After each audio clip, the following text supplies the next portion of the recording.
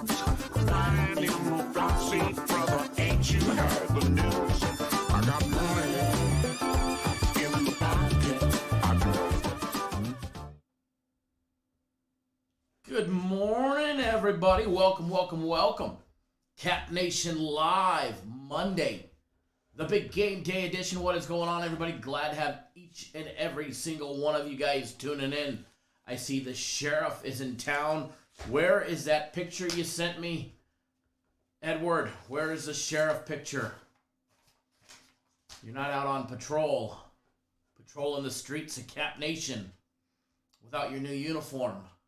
What's going on, everybody? Welcome. Cap Nation Live. Jeff, what's going on, brother? It says best time of the year. Absolutely. The absolute best time of the year. The madness is going to begin. Woo! The brackets are out.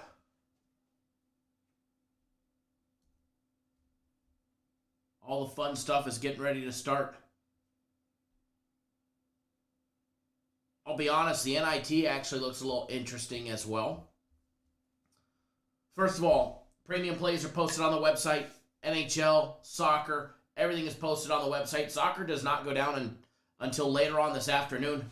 All evening time games where they take place, so late afternoon for us, or early afternoon for us West Coasters. My personal plays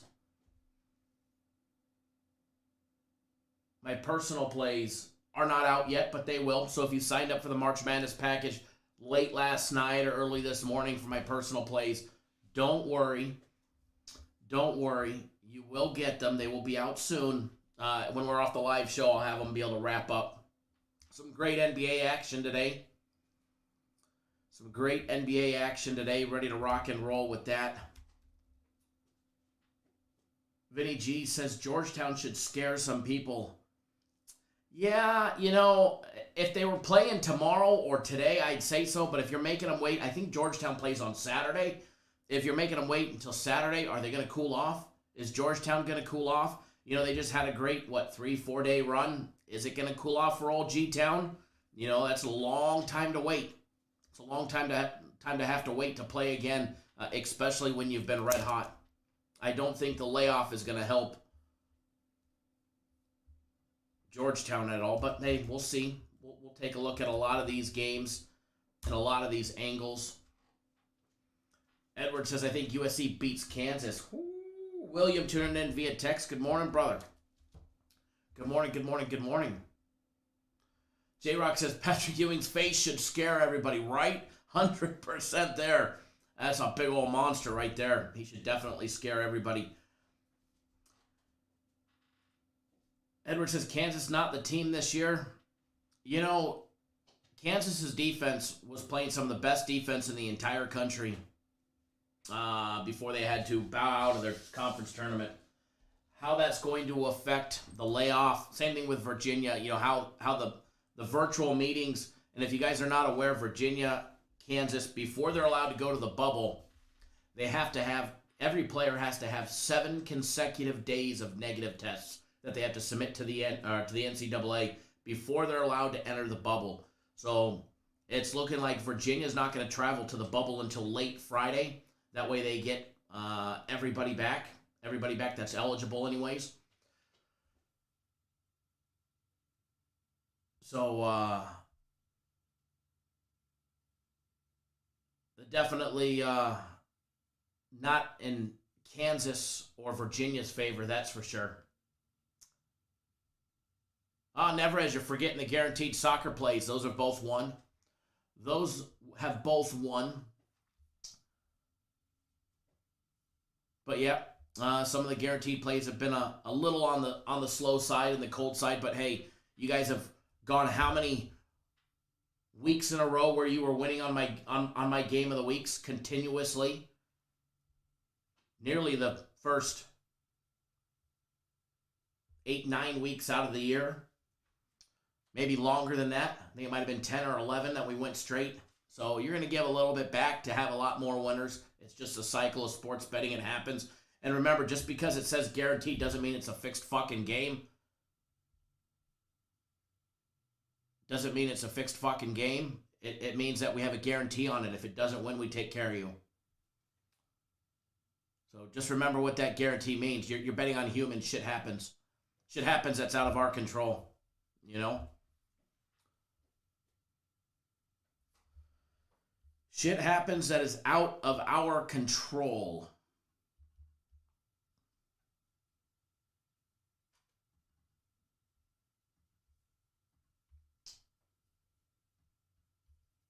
Trying to, let's see here, download me a bracket that I could actually keep on the computer here. Let's see if this one will work.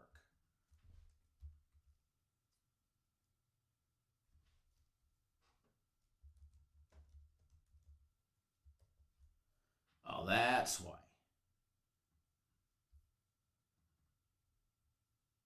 Oh, still not working. Huh. I'll figure one out.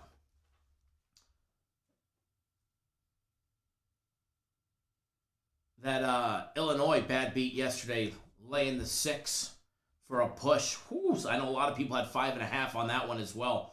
Woo. Whew, was that one rough. That one was rough. Yeah, Creighton is playing UC Santa Barbara. UC Santa Barbara played tough, that's for sure. That is for sure.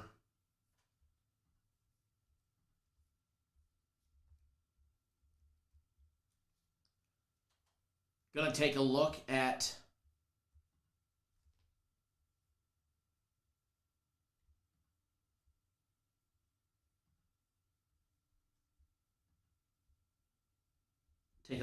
some of these.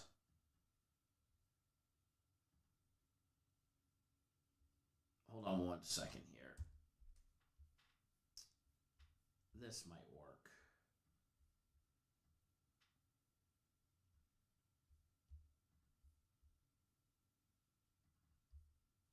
There we go. Now I got what I needed out of it.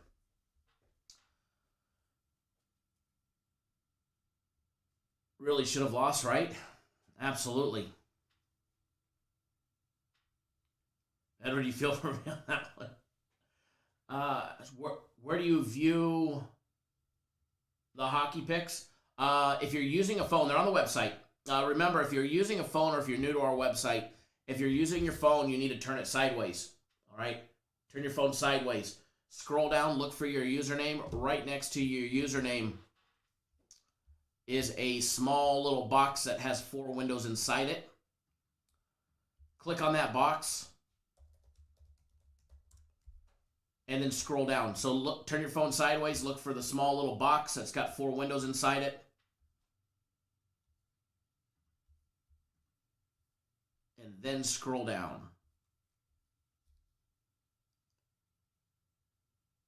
Let me bring up this NIT bracket.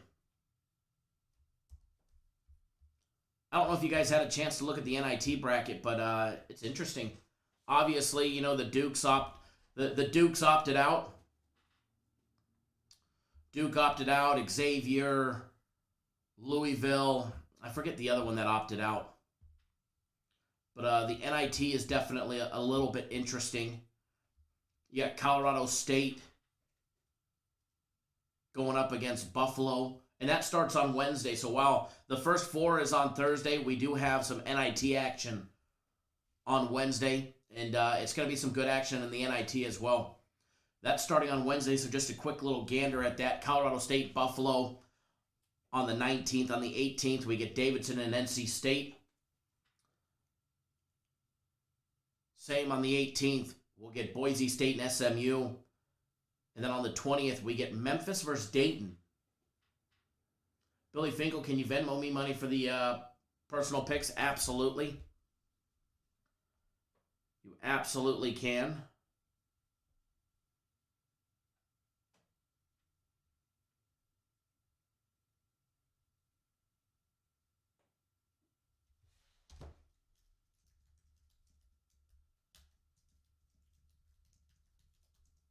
There's, in the comment section, it's at Cappers Direct is the Venmo.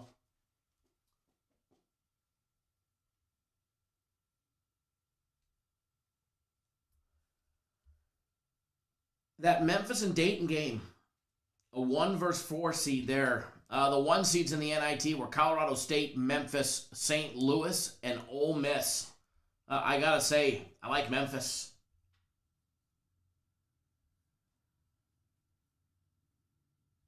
I like Memphis.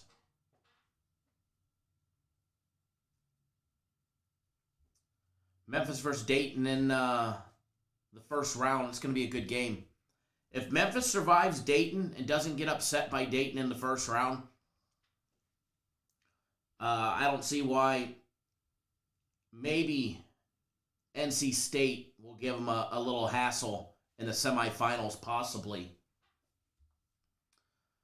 Take a look on the other side of the bracket. St. Louis at Mississippi State.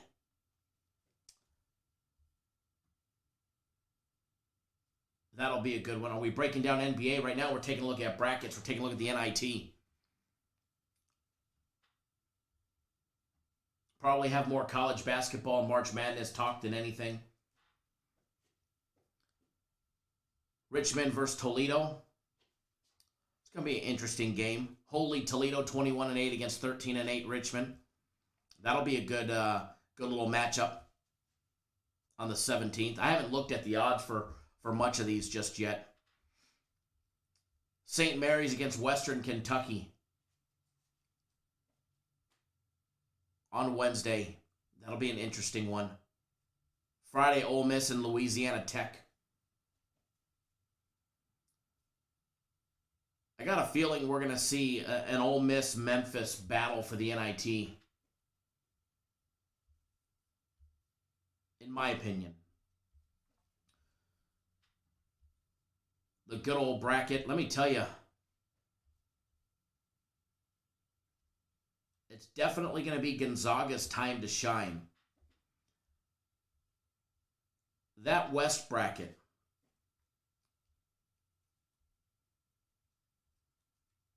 Gonzaga's biggest foe to advance to the Final Four, well, to the Elite Eight anyways, before that, is obviously going to be either Texas Tech or Virginia. Maybe North Carolina has a good game, but I don't think anybody stops them. Just to get to the 8,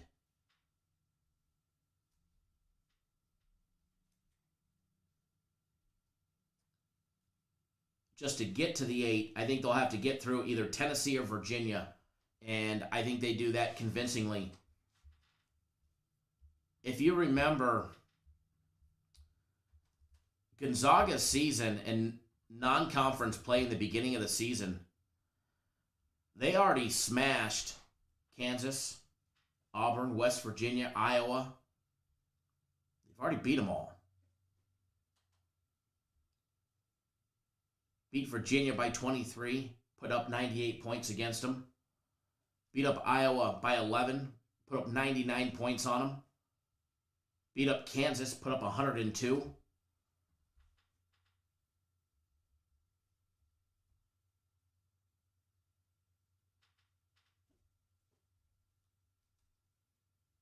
Edward Gonzaga got to coast into the championship and then run into Illinois. You know, I can definitely see that happen. If you take out Gonzaga's conference schedule, which is very weak,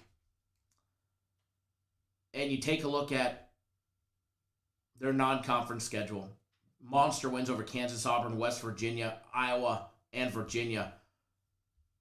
And then you look at that bracket,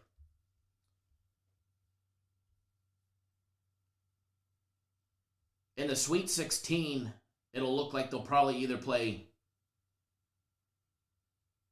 Virginia or Texas Tech, in my opinion. Probably Virginia, assuming that they actually come back from COVID healthy.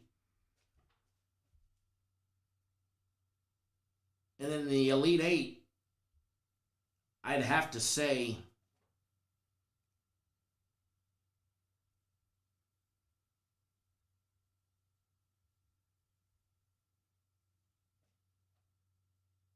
as much as I'm not a Tennessee fan, if Tennessee gets by Oklahoma State, which I'm not sure, not really sure they will. And keep in mind, I think Eastern Washington has won, 13 or 14 straight? They've won. So that's going to be no slouch against Oklahoma State for them. They're definitely going to have a tough task there. But out of that other bracket, I can see Gonzaga's biggest competition coming by way of either Iowa or UCLA, assuming UCLA gets by Clemson, UCLA being the 10 seed. And with UCLA, as we've seen, they can play. UCLA can definitely play. But it's like, heckle and jive, which UCLA are you going to get? You don't know which UCLA team you're going to get on any given day. Just when you think you got UCLA dialed in, they go and get, their asses handed to them by Washington State or Stanford in overtime.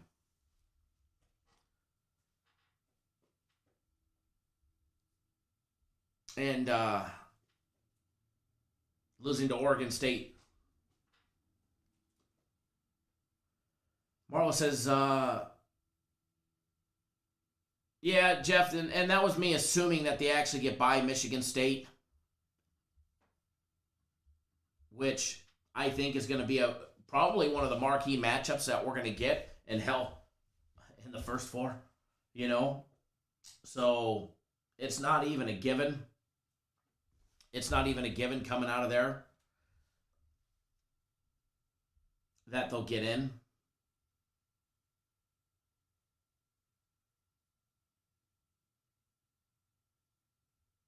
Vinny G doesn't like UCLA at all. Depending on which UCLA team shows up,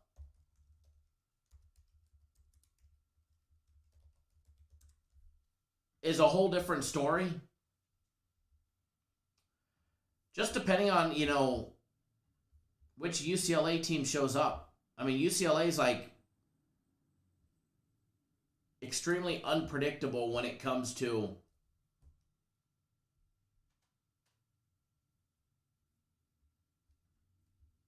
who you're going to get.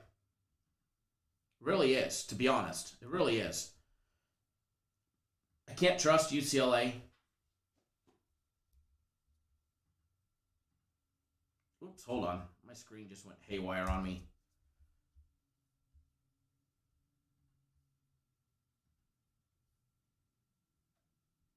Good old screen going haywire on me. UCLA's got to get by Michigan State. I think they'll be live to do it, but I think they're going to have a tall task, especially the way that they played. If they come out and they play a full 40 minutes like they did against Oregon State, I think we'll see an opportunity for them to beat Michigan State. But they're going to have to play a full 40. That's for sure. How do I feel about Houston? I think Houston's going to run into San Diego State, and that San Diego State defense is going to try and play some lockdown, and I just don't know if San Diego State will be able to keep up. I think Houston has an easy path to run into the Fighting Illini, and then I think they're going to get trumped. I mean, I can honestly see the 1 seed of Illinois going long in this one. No doubt about it. Illinois going to face off against 16 seed Drexel. Then they'll play, assuming they beat Drexel, they'll play either Loyola Chicago or Georgia Tech. Now that Georgia Tech matchup, if Georgia Tech gets by Loyola Chicago, which in my opinion they should,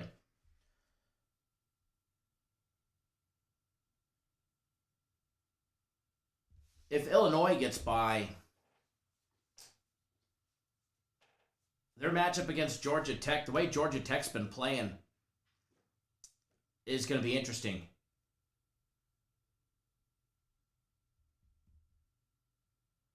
North Ender, if we play any of the first fours, there might be some. Now remember, you're not going to get every single game on the board, as far as the March Madness package goes. We're very selective with it and what we put out. But yeah, the first fours, the NIT matchups, all of that can be part of the March Madness package. All the college basketball games that are out there could be part of the March Madness package. But the March Madness package officially will start on Thursday.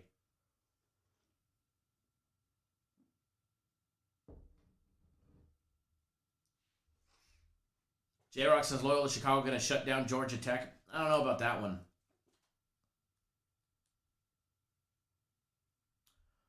Billy Finkel, I don't do just basketball or just this or just that. I don't have an individual personal play, just basketball package, but that's all that my personal plays are right now is basketball until baseball starts. But I don't have a just baseball package for my personal plays. I don't segregate it like that. You buy my personal plays and you get what I put out, and that's about that. We're not one of those places, and I'm not one of those guys that I'm going to sell you a personal play baseball package and a personal play basketball package or personal play NBA package. If you sign up for my personal plays, you get what I put out. Feel free to, bet any of them that you want, or don't bet whatever you don't want. Yeah, Vinny G, they're all in Indianapolis.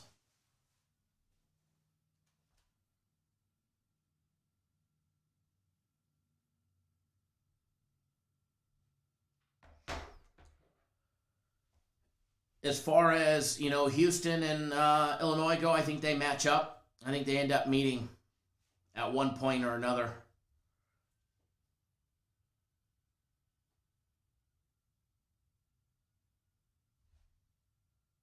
Nick, was the Max fight pick a loser or a win? It was canceled. It was a push.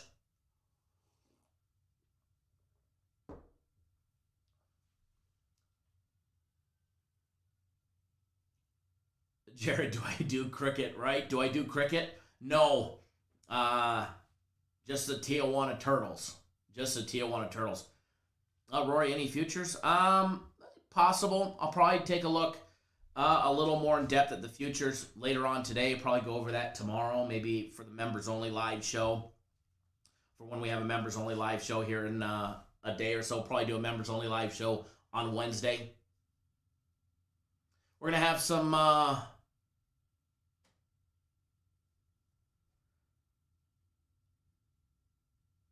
other additional live shows as well.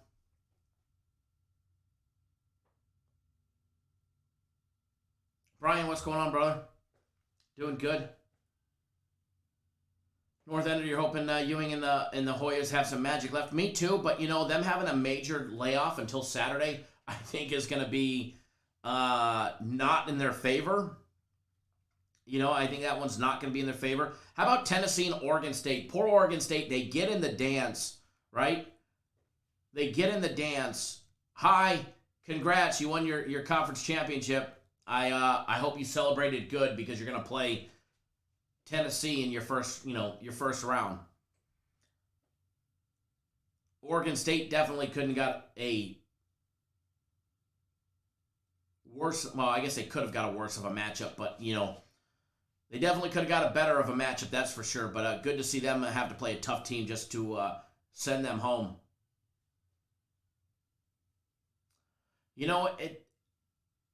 Remember, it's March Madness. The madness happens for a reason. And taking a look at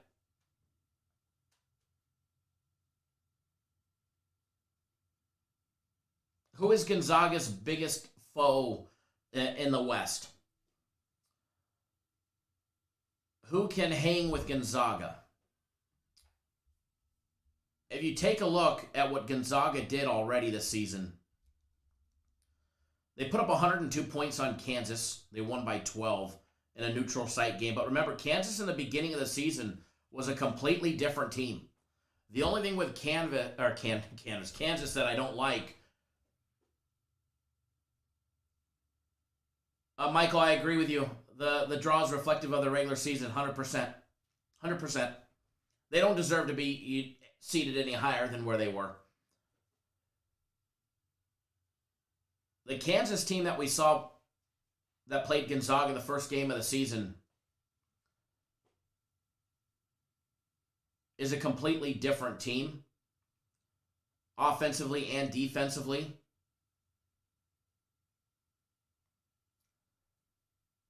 I think out of that bracket, out of the West, Gonzaga should coast through their first matchup. The winner of the Norfolk State or App State, they'll coast through that. And remember, Gonzaga doesn't have to pour it on. It don't matter if you win by 3 or if you win by 30. A win is a win here and moving on.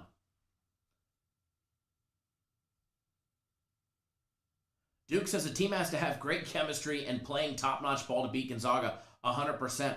So you go down to the other side of the West bracket. You've got USC, which will face off against the winner of Wichita State and Drake. USC, in my opinion, is much like UCLA. You just don't know which USC team you're going to get. On any given day, USC can come out there and ball and blow a team out by 20 and play with the best of them. And then you get the USC that plays down to their competition because they have a slow start. They get, they go on big scoring droughts, and next thing you know, they're down by 17, and they got to battle back. And USC does not mind playing with adversity and winning by 1. Come from behind victory. Out of the rest of that bracket, you get Kansas. Kansas is going to have to play Eastern Washington, and I think they won, 12 or 13 straight?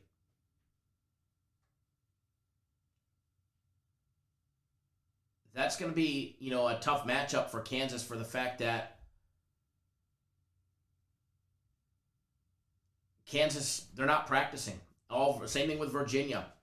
Same thing with Virginia. All of it is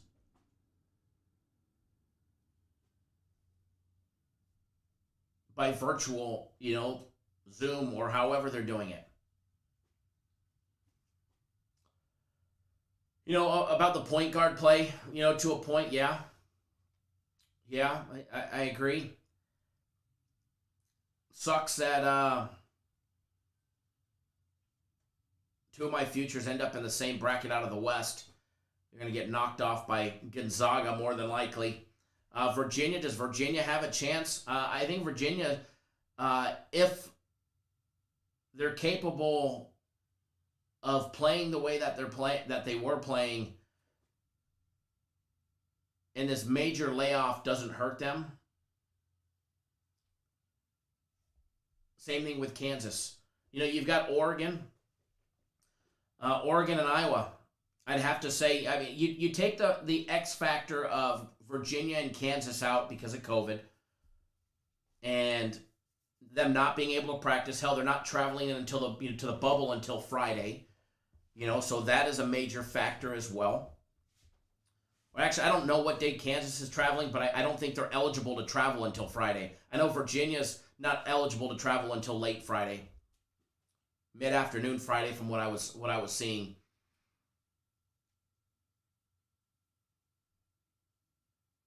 So if you take the X factors of Virginia and Kansas out of the equation, don't even consider them just being the wild card. Oregon and Iowa is going to be a matchup I wish we had a chance to see later on, because more than likely one's going to knock out the other. The way Oregon and Iowa, not even talking about Iowa, Oregon, the way they play in tournament, Oregon as a team is a sleeper team every year in the tournament.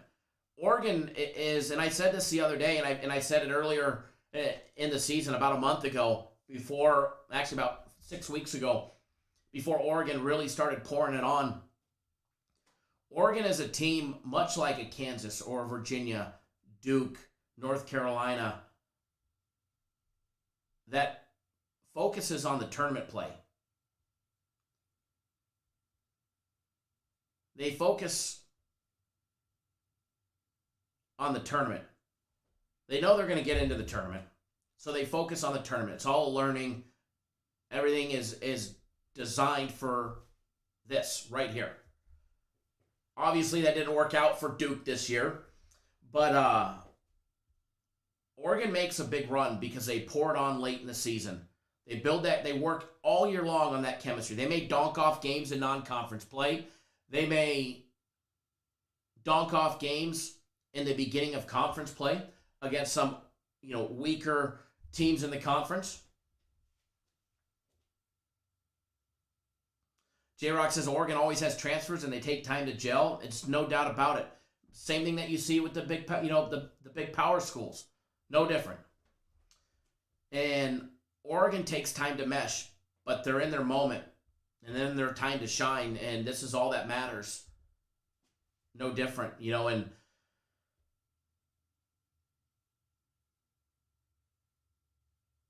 as far as Oregon and Iowa go, it's going to be a tough matchup. That's going to be a tough matchup. As far as those two battle it out, I think Oregon will definitely be a live dog to Iowa. And then after that, unfortunately, luckily for Gonzaga,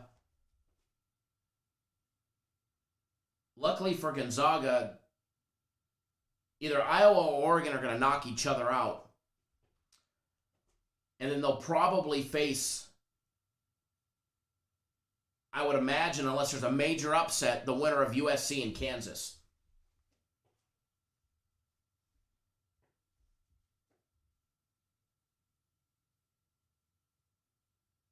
Jeff says, being an Iowa fan, I'd rather see Oregon before VCU. I don't know. I think Iowa would roll all over VCU. I think Iowa will struggle against Oregon. I think it'll definitely be a close one. USC and Kansas, is my opinion, will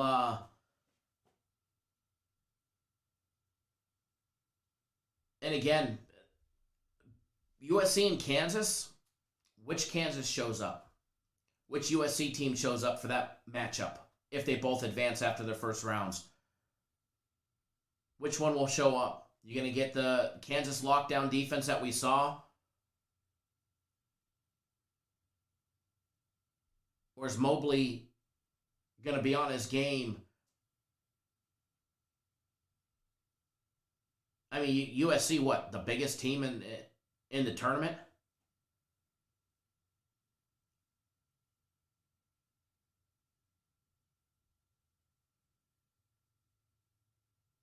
Yeah, Shane, if a team can't play, then they've got a next up list. I believe Louisville was the first up on that one.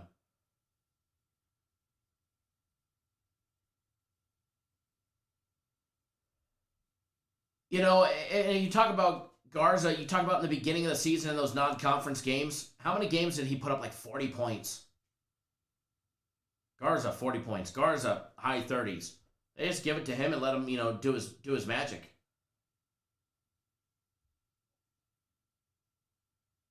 Edward says, I think USC and Oregon. I can definitely see that. I can see USC handling Kansas in a very, very close game. It just depends which Kansas shows up. And again, it's that COVID X factor. Not every kid, they're quarantining, but they're not practicing. Some kids are allowed to have shoot around, but not everybody. There's no formal practices going on right now. So I think that's going to hinder Kansas and Virginia 100%. So what happens, with Kansas and USC? I don't know. You guys know I've got two huge futures bets on Kansas. USC being the team that I follow the most and has made me a shit ton of money as well. I think that's a very intriguing matchup that would be a tough one for me. But I'd have to say out of that other bracket to face Gonzaga,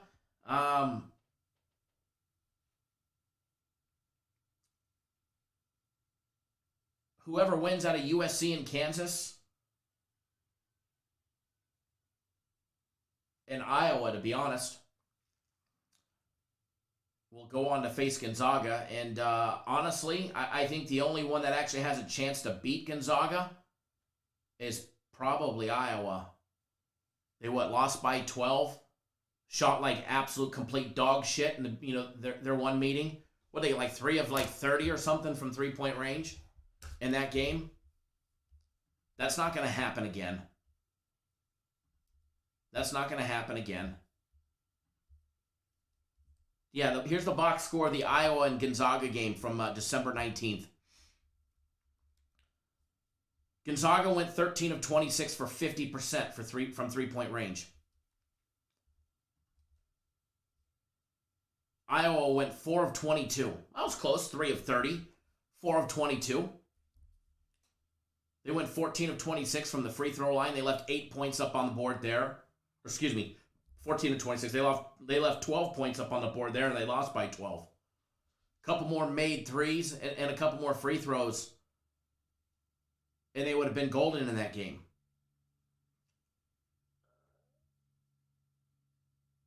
Garza had 30 points in that game in 37 minutes played. Went 4 of 7 from the free throw line. 13 of 16 from the floor.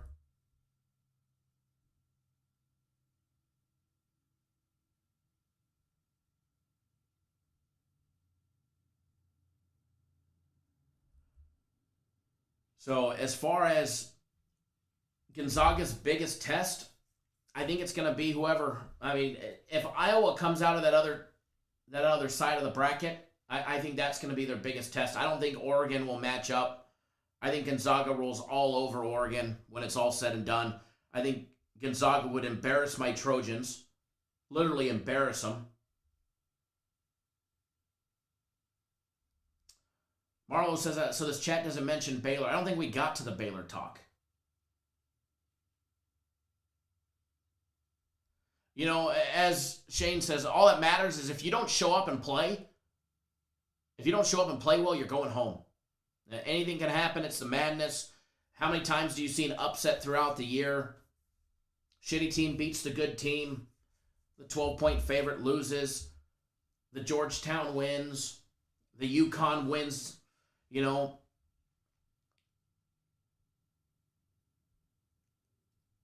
Iowa lost by 11, 99-88 to Gonzaga. I think they're going to be Gonzaga's biggest foe to get out of the West. Gonzaga always, and here's the thing about Gonzaga, they screw it up somewhere along the lines every year. Every year, and granted, they're deeper than they've ever been, but Gonzaga screws it up somewhere along the lines. Somewhere along the lines, Gonzaga screws it up each and every single year. Now,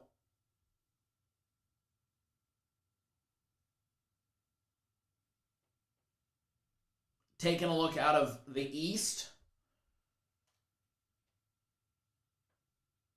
I think St. Bonnie's is going to definitely try and lock down LSU. I think LSU is going to have a very tough task against the Bonnies. But at the end of the day, I think LSU will be able to muscle past them.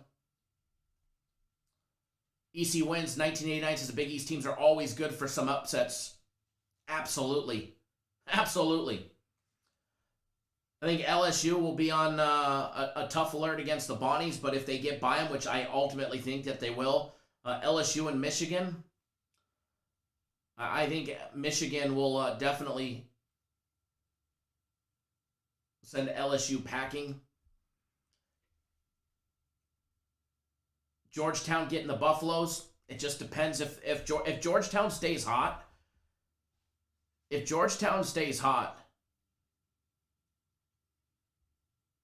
then I can definitely see them beating the Buffaloes. But keep in mind, Saturday to Saturday is a long time to keep your shooting hot and keep your play hot. And even if they did get by Colorado, they're going to have Florida State in the next round. I honestly think we'll see a Michigan and Florida State matchup. In my opinion, I think we'll see a Michigan and Florida State matchup.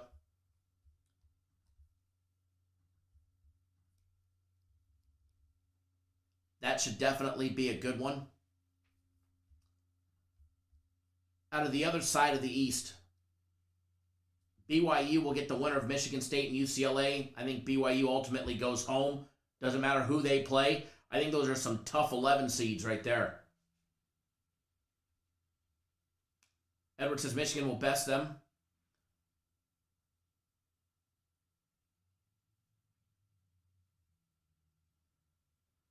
But I think whoever wins between Michigan State and UCLA, and State should have the advantage. But if UCLA comes to play, and UCLA is one of those teams that you just don't know which UCLA team you're going to get.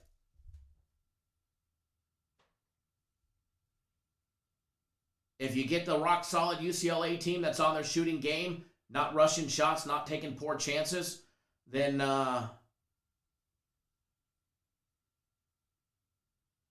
Michigan State could have a tough game against them.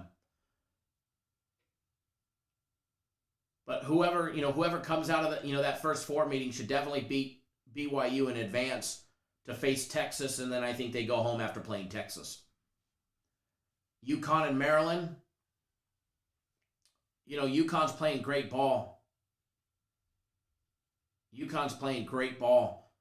But I think they're going to be on upset alert against Maryland. I think we'll see an Alabama-Maryland game. And we'll see an Alabama-Texas game. And then Texas will send them packing. Again, my opinion. We'll save the South. Or actually, we'll do the South next. We'll save the Midwest for last. Take a look at the South. Obviously, Baylor and Hartford. Poor Hartford. But that may be one where you take the dog. I haven't seen the line on that one, but I'm going to imagine it's pretty big. I'm going to take a look and see what it is. Send my beautiful wife a good morning text message first.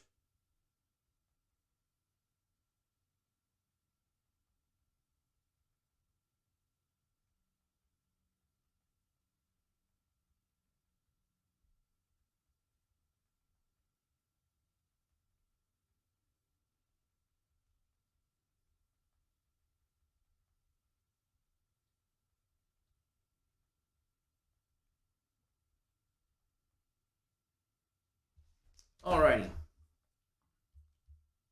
Log in here and pull up some of these odds as well. But keep in mind, Baylor doesn't have to come in and smash a team like Hartford to advance. You got to have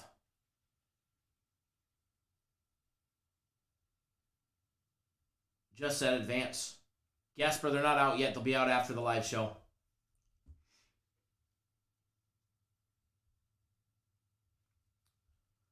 North Carolina at Wisconsin.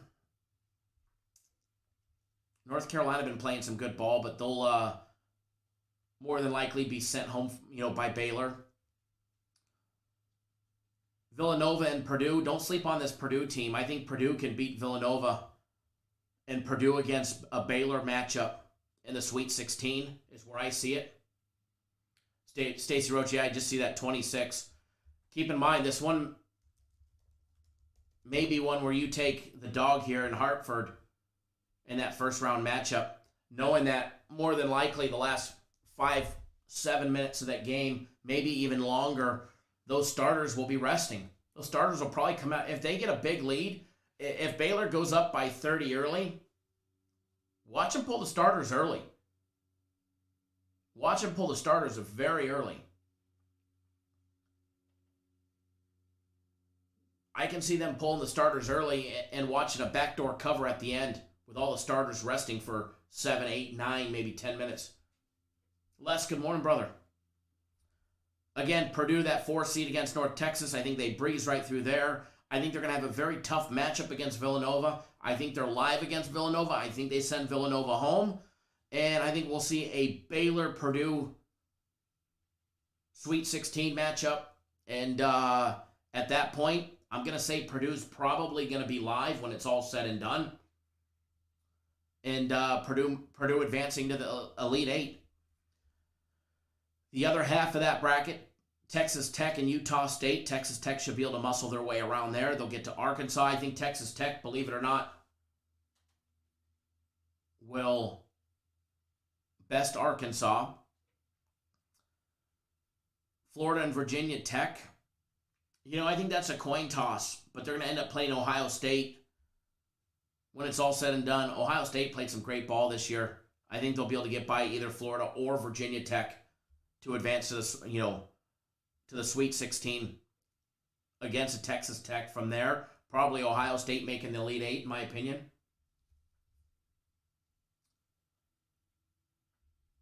Just quick ganders. As far as the Midwest goes,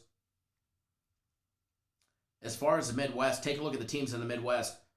Illinois, Drexel, Loyola, Chicago, Georgia Tech, Tennessee, Oregon State, Oklahoma State, Liberty, San Diego State, Syracuse, West Virginia, Morehead State, Clemson, Rutgers, Houston, Cleveland State.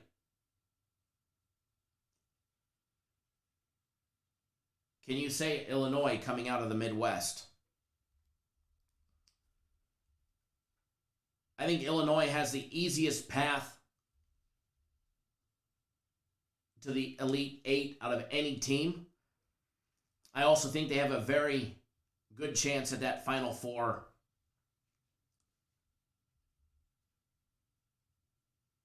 Obviously, they should be able to breeze by Drexel. They should be able to, if they end up playing, if Loyola Chicago shuts down Georgia Tech, which a lot of people are saying that they probably will have a chance to shut down Georgia Tech, which I don't really believe.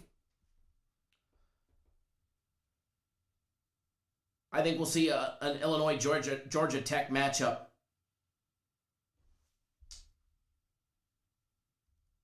In the second round. I think Illinois will get by, but I think Georgia Tech will do some damage there. I think Georgia Tech will hold their own. Maybe even, possibly, who knows, maybe an upset. But I think Illinois will hold their own against Georgia Tech when it's all said and done. I think that 4 seed in Oklahoma State will be the team to battle Illinois. I think it'll be an Oklahoma State, Sweet 16.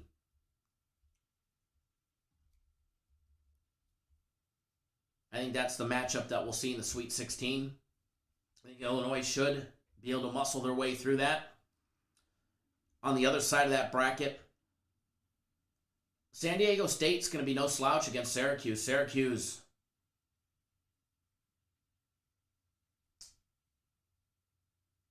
Syracuse is going to have a tough battle against San Diego State. But they can do it, in my opinion. I think Syracuse will be live in that one. Syracuse against West Virginia will be the next matchup. How that'll happen, too early to tell on that one. I'd have to watch a little bit more and see. On the other side of that other bracket, I think we'll see a Clemson and Houston matchup in the second round. Ultimately, Houston should be able to pull away. I think we'll probably see either a Houston and Syracuse or a Houston and West Virginia matchup. Trust me, I'd love to see the 11 seed of Syracuse go up against the second seed of Houston in the Sweet 16. I think Syracuse, and call me crazy,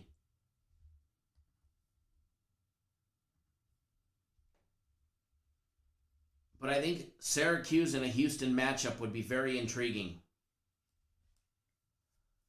And if we saw Syracuse and Houston, I'd probably lean towards Syracuse. If they make it that far and they keep what they've been doing rolling, and the heart and passion that they've been playing with, I can potentially see a little upset there.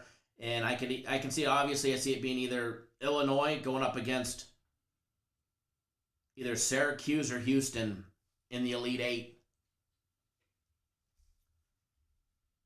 I can see one of those two teams advancing to play Illinois in the Elite Eight.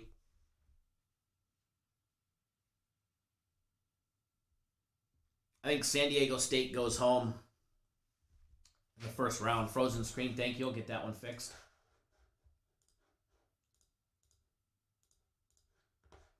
So interesting, matchups.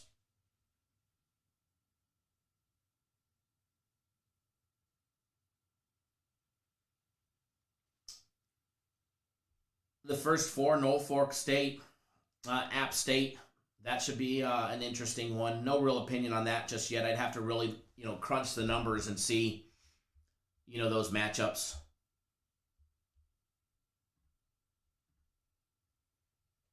I'd have to really see those matchups and see how they match up against each other.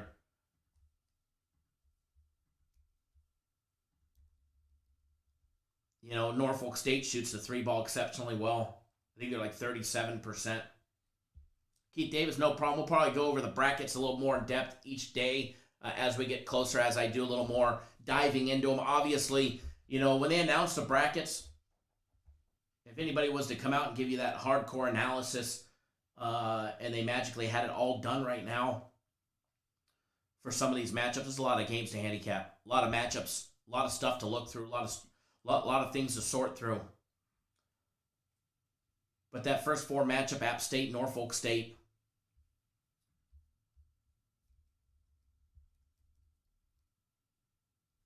I think App State's laying 3. I think App State was laying 3 in that game. But I'd have to say, I have to say, the team with the better offense, Norfolk State, is probably live at +3. Just my quick early look at the App State-Norfolk State game. I think Norfolk State is live at +3. They shoot the ball better on offense. Their defensive numbers are very comparable, if not roughly the same. Wade, what's going on, brother? Thanks for jumping on board the March Madness package.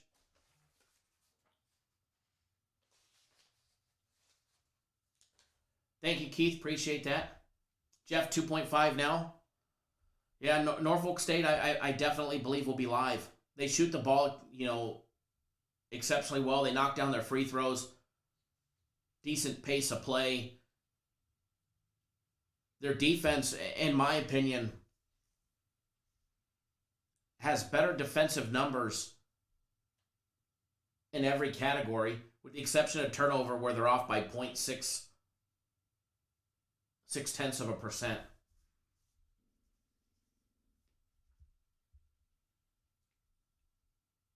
Tim, you're very welcome. Thank you for joining us as well. Malik likes Oregon State to the Sweet 16. So them and Georgetown, the hottest teams. Well, those hottest teams have a week to cool off. North Ender says, I do think Michigan State can beat BYU if they squeak by UCLA. That's going to be the question right there. But yeah, Norfolk State, their defense does everything better than App State. They've got the height advantage. They don't participate in the two-foul participation. While they shoot the three ball exceptionally well, I mean, they're the 33rd best three-point shooting team in the country. They were first in their conference. They don't rely on it. They're not a live and die by the three ball, which I like to see. When you get a team that can knock down threes at a rate of 37.5%, and they're only accumulating 31.7% of their total points from the three-point range, they're not reliant on that three ball. I like a team that doesn't have to live and die by the three ball. It makes that three ball so much more dangerous. When you're playing a team and all they can do is shoot the three, all you have to do is defend the three. But if you're able to be multi-dimensional on the court and you're not living and dying by the three ball, now they may not, convert that 2-point play at a high rate, 46%. But they're capable of putting up points in that situation. So a little live look ahead to Thursday's matchup between App State and Norfolk State. Quick little early lean on Norfolk State. Now, my opinion may change come game time. Opinion definitely may change come game time. That UCLA and Michigan State matchup, I think we see this line as a pick'em. Maybe UCLA laying 1 when it's all said and done. I think the line's going to shift. I think you'll see a lot of money come in on UCLA late. So if you're going to be a UCLA backer, maybe not. I think you'll see some sharp action on UCLA, which will move the line. But ultimately, the public bettors should come in and probably, and it's at 1.5 right now. Michigan State laying 1.5, minus $1.14, or +2 at minus $1.16. And it just depends on how much sharp money comes in on UCLA, depending on where that line goes. But I can definitely see some sharp money coming in on UCLA. But if you're going to be betting UCLA and backing UCLA in this matchup, my opinion is I think the line drops closer to a pick'em at a minimum come game time, because I think there'll be some big bets coming in on UCLA. If it goes any higher, you'll see me jump on UCLA. If it somehow went to 3, I'll be all over it. You know, they match up exceptionally well on offense. You know, everything UCLA does on offense, they do better than Michigan State. Granted, strength of schedule, you know, you take a look at UCLA and who was their non-conference foes and how did they fare? Their non-conference games were against Pepperdine, Seattle, Cal, San Diego, Marquette. They lost to Ohio State by 7, and then they jumped into conference play. So you got to take UCLA's numbers with a grain of salt based on, you know, strength of schedule. Michigan State may have had a rough season, 15-12, 9-11 in conference play, busted out by Maryland in the Big Ten Conference Tournament. But their non-conference games, Notre Dame, Duke, they had a couple tough ones. The conference that they play in obviously is definitely tougher than the Pac-12 in my opinion. But again, if that number was to go any higher, I would definitely lean on UCLA early. Now, here's an interesting one, in my opinion. NC State and Davidson. Davidson coming in, they're laying 1.5 right now, or 125 on the money line, or plus 1.5 for NC State.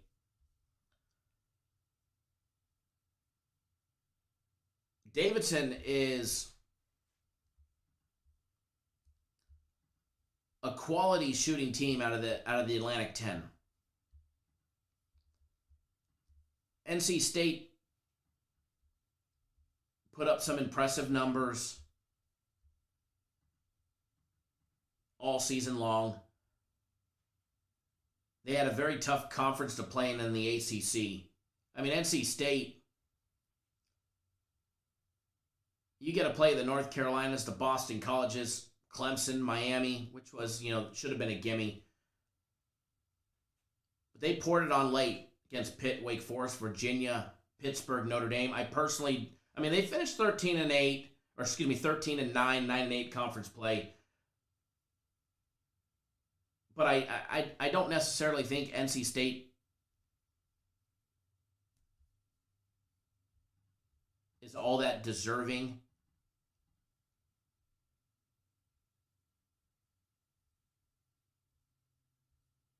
Hold on one second. And that's why they're in the good old NIT. I don't even think they should be in the NIT, to be honest. But again, I mean, they had a winning record in a very tough conference. You know, they had a winning record in a very tough conference. That's why they're in the NIT. They're a 3 seed. And I know I skipped to, you know, I'm just taking a look at all of Thursday's matchups. But I think NC State rolls in that game. I think the bookmakers have it wrong, in my opinion. But we'll take a bigger look at that one, at that NIT matchup, you know, later in the week. I know a lot of people are going to say Davidson rolls. Davidson's got, you know, a top 20 offense. But Davidson's liability is going to be defense. And, you know, Davidson's numbers are all based on playing High Point, playing UNLV, Georgia Southern, Rhode Island, Vandy, Duquesne, St. Joseph's, LaSalle, Fordham, UMass, VCU. So I see their numbers being elevated. Their offensive numbers are being elevated, and just because they've got a top 20 offense compared to NC State that comes in ranked 61st in our system.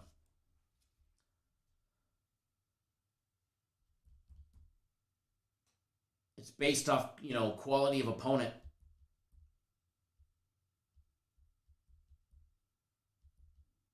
But I think NC State should be the favorite here, and I think the bookmakers got it wrong. People say Davidson gets rolled, or Brandon says Davidson gets rolled. I think they do too.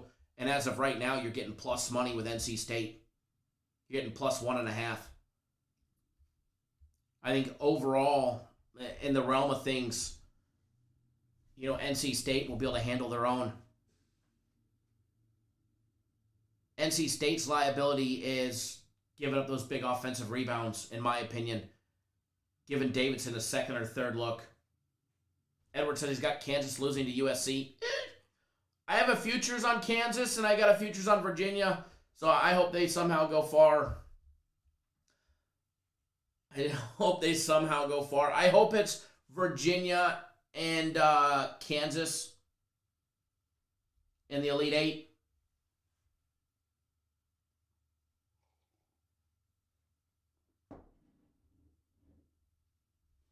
J-Rock says, I don't see anyone in the NIT beating Memphis. I agree.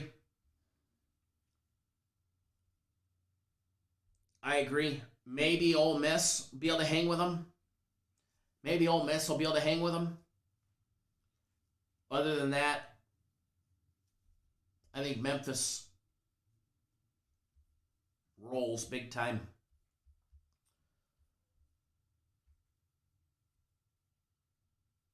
As far as the Wichita State and Drake getting in, I can't say I agree with. Wichita State and Drake, with Drake getting in. Drake coming in +2 at -115. Wichita State laying 1.5 at -115 or a -130 money line favorite.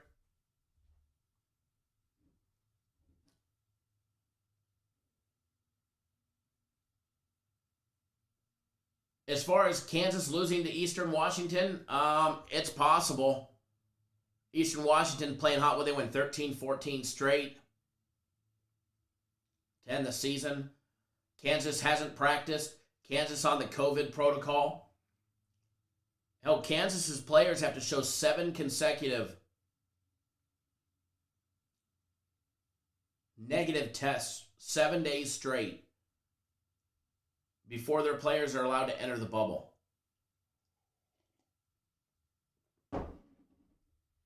Cody, at least Elite 8, which team are you talking about? John says Bonnie's all the way to the chip. As far as the Wichita State matchup against Drake, I'm going to be honest, a lot of people are going to say Drake. A lot of people are going to have old Drake in the advancement. Drake played great season, 25-4, 15-3 in conference play. Their only losses came to Valpo, Loyola Chicago, and Bradley. But you take a look at their non-conference games. Who was their toughest opponent that they beat in non-conference game? They played Kansas State, South Dakota, Nebraska of Omaha, St. Rose, McKendree, which both of those two were non-rated games, Air Force, South Dakota, Chicago State, North Dakota. Kansas State, they beat them by 10 on the road. That was their toughest non-conference scheduled game. And even their conference out of the Missouri Valley, obviously they're in because of their record, but I don't see them matching up very well against Wichita State. Wichita State beating UCF twice, Tulane, Temple, Houston, Tulane again, South Florida, to end the regular season on a high note. They won 9 out of their last 10 games. They beat the Bearcats as well. And Tulsa. They already beat Ole Miss. So I see the matchup between Wichita State and Drake in that first 4 Drake's going to come in with, again, you're going to see it, another top 20 offense in Division One. Another top 20 offense going up against Wichita State, which is almost a top 50. But again, Drake's numbers are overinflated in my opinion. Drake's numbers are way overinflated. I think they're going to be out-muscled, outshot when it's all said and done. And I think that Wichita State defense will be able to disrupt what Drake will need to do in order to have a chance to win. But that's my early opinion. And keep in mind, these are just early opinions, subject to change based on information, players, COVID. Remember, a team only needs 5 players to be able to be eligible to play come game day. They actually need to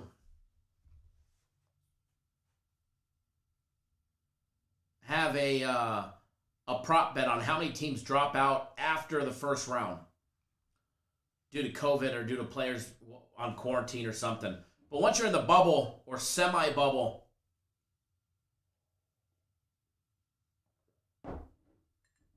you shouldn't have to worry about that, I would think.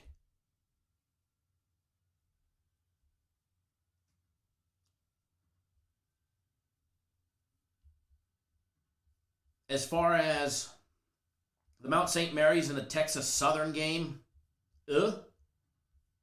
yuck. I think we could have, let's be honest. Mount St. Mary's and Texas Southern. You got Texas Southern laying 2 in that one.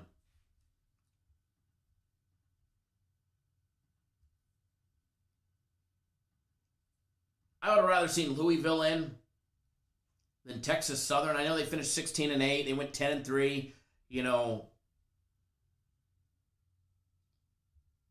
They won that Southwest Athletic Conference.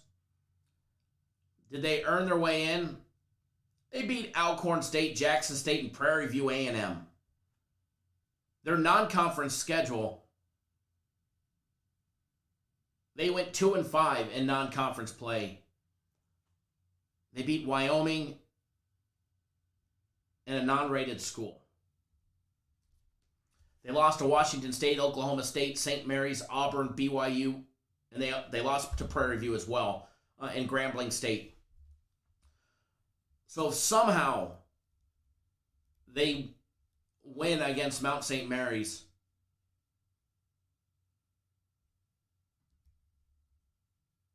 they're going to get trumped in their very next one. Mount St. Mary's, they went 12-10, 10-10 on the regular season. 10-10, 9-7 in conference play. Non-conference games, they played 4. They went 1-4.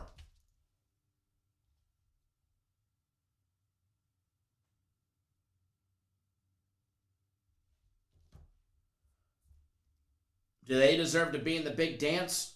They only won 12 games, 10-10 out of the entire season. Non-conference games, and their 4 non-conference games, they went 1-3. They beat Morgan State 62-55 on the road. Hell, they lost to Navy. They lost to Maryland by 18. They lost to VCU by 18.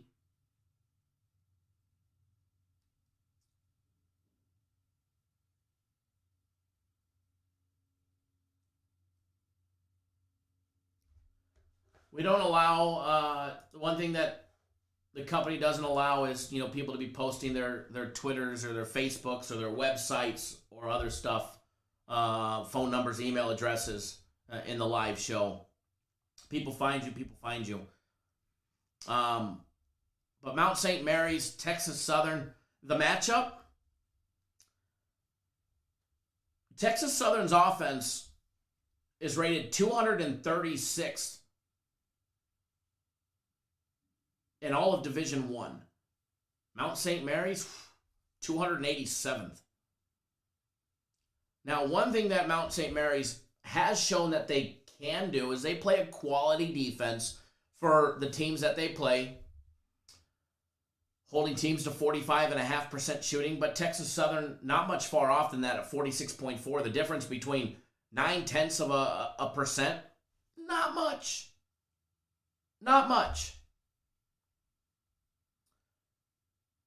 If you guys made me choose in this one, I'd probably say Texas Southern money line minus $1.33. But again, I don't like either one of these teams, and granted, I know they want, Texas Southern won their conference. Mount St. Mary's beat Wagner and Bryant.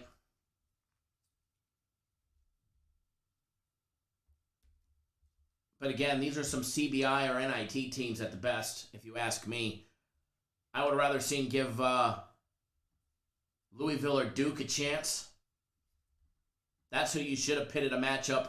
First four matchup, UCLA, Michigan State, and Duke and Louisville, if you ask me.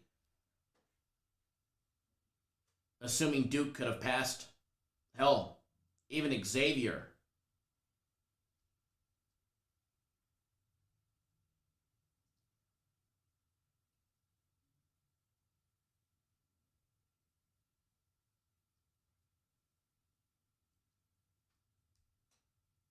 John says those kids on the Knicks really enjoy playing together. I like watching the Knicks play lately.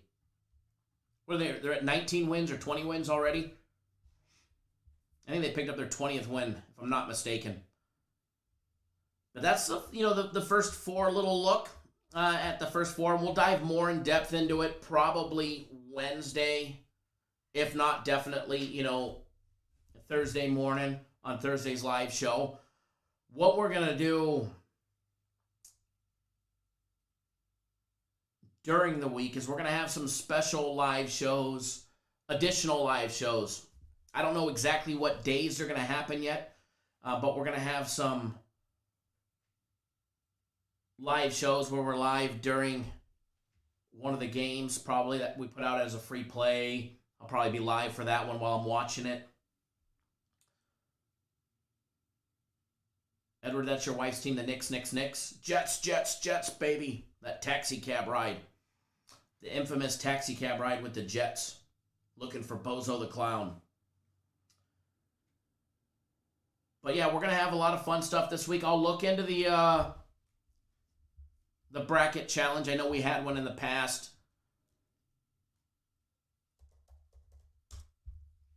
I know we've hosted one in the past.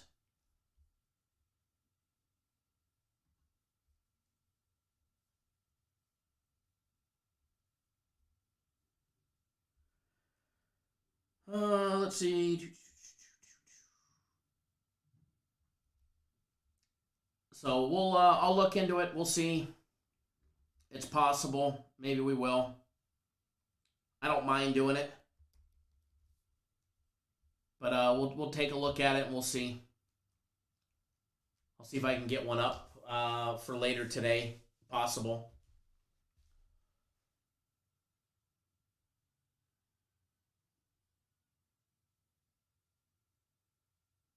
North Ender says Clippers got worked by the younger, faster team last night.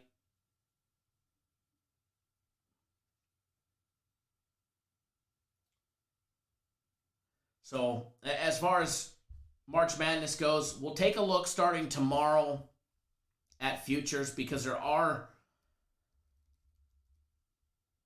some future opportunities if you haven't already bet futures.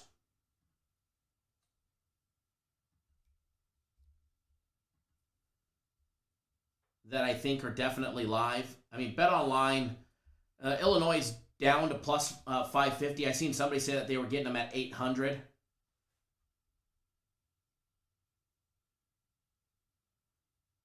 Les, yeah, my personal plays will have baseball.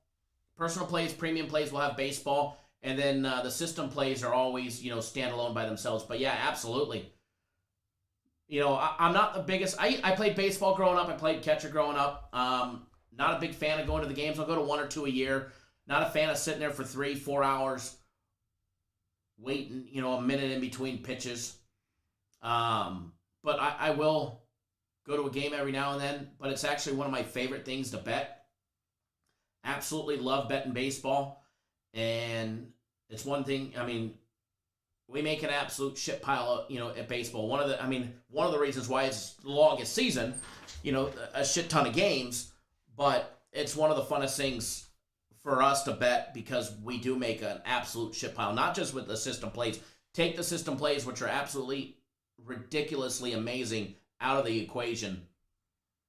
If you take the system plays out of the equation and you focus in on just our Major League Baseball plays, we make an absolute shit pile. Probably more in baseball alone than any other sport.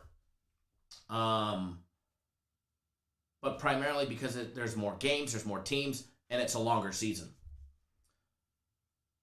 Never is, when is the last day to buy the systems on the discount? They didn't tell me the last day. I honestly thought it was going to be yesterday, but they'll normally tell me, a day ahead of time. So if you're on the fence about getting the system plays for the $500 off the early bird special, I would definitely do it soon. I pushed for them to leave it up until like the first day of baseball, but that didn't happen. But I believe we're 10 days away, if I'm not mistaken, from the start of Japanese baseball, which we'll have Japanese baseball, we'll have the Korean baseball, as well as Major League Baseball mixed in there. Obviously, Major League Baseball will be the full focal point. Probably 90% or 80% of them. Won't know until they actually happen and what we put out. And I know, Never, as you've been on them before, starting last year, so you've seen what they do and what they're capable of doing, and it's gonna be a lot of fun. And the fact that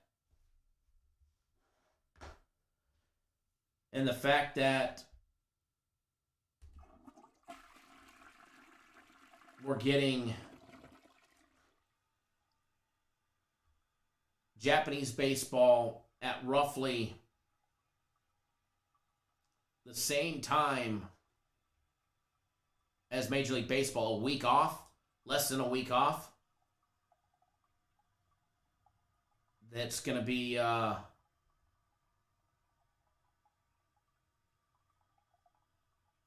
lot of fun having them all at the same time.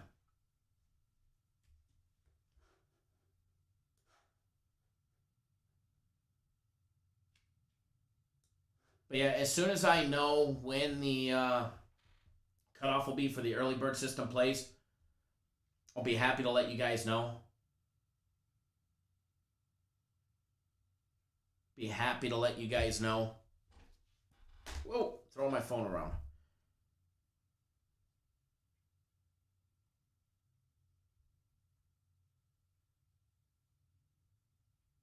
Now moving into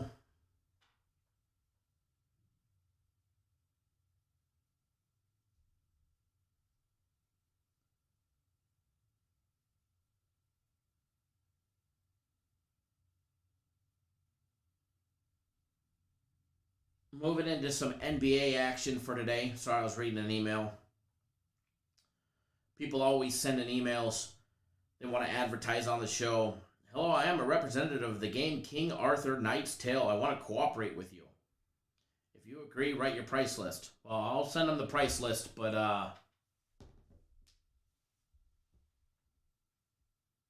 then you never hear back from them.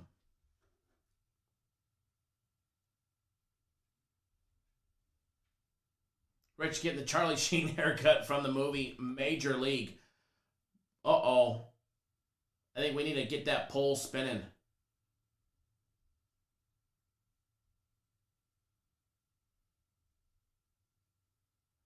Marlo says, bracket talk and who wins is fun and all, but when we get into the lines, it's an outright party. And we'll get,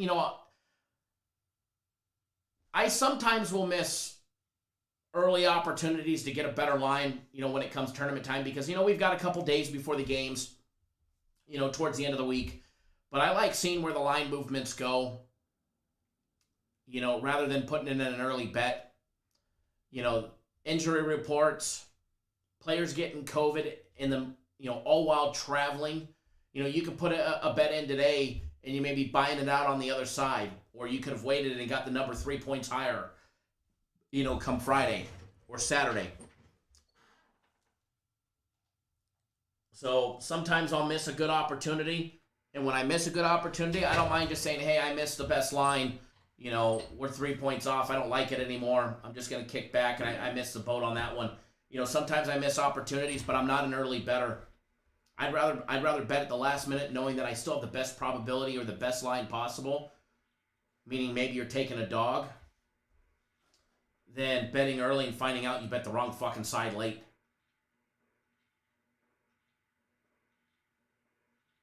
Big Average says, nice dub yesterday on the over in the Houston game. Glad they didn't slow down the tempo. You know, there was a point where we were, you know, like 2 points a minute over for like 5 straight minutes. And then it was like, all right, we got whatever it was, 7 minutes left. And they were right on track, like right down to the 3.5 points per minute that we needed. And it was like, uh-oh, if they slow down a little more for a blowout, the over is a straight loss. So got lucky. I don't know, got lucky. It was a good one, but got lucky that they didn't slow down is what I mean.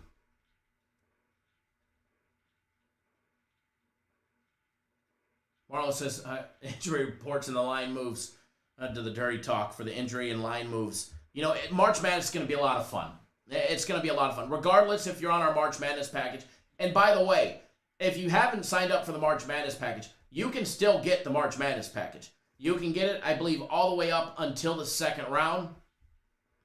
So you still have plenty of time to get on board the March Madness package. So if you're not on it, you can still get it. That's for sure. But even if you're not on it, it's going to be a lot of fun for what we do here. I'm going to have extra added live shows, extra added members-only live shows, and we're going to try and have some fun. It'll probably be a lot of extra added content. So if you're not subscribed to our YouTube channel, now's probably the time that you should. Edward says, can't wait for the soccer game of the week.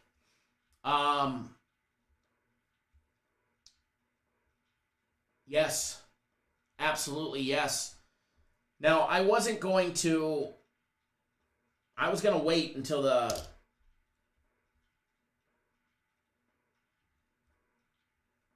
daily free play video to announce it, but on Thursday, our soccer guys are putting out a soccer game of the year on Thursday. I got the memo this morning, because keep in mind, I don't pick the soccer. I mean, I do my own soccer a little bit. I do my own soccer a little bit. Or I did during COVID, did a lot. But I primarily leave the soccer for our guys that do just the soccer. And I did get the memo when I came in this morning that there is a soccer game of the year on Thursday. Now, I don't know what day they're officially posting it, but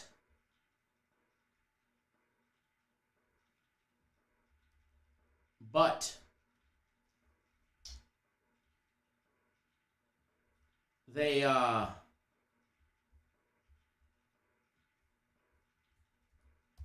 did include that they expect it to be posted more than likely tomorrow. It could be possibly as early as tonight. I believe the package is on the website. I'm not sure. If not, it'll be up there soon. Remember that monster soccer game of the year last year? Blowout winner. So the 18th, not only do we get the start of March Madness, but we get a soccer game of the year on the same day. So pretty damn cool if you ask me. And that's on Thursday the 18th. And the more I get information, the more I'll be happy to let you guys know.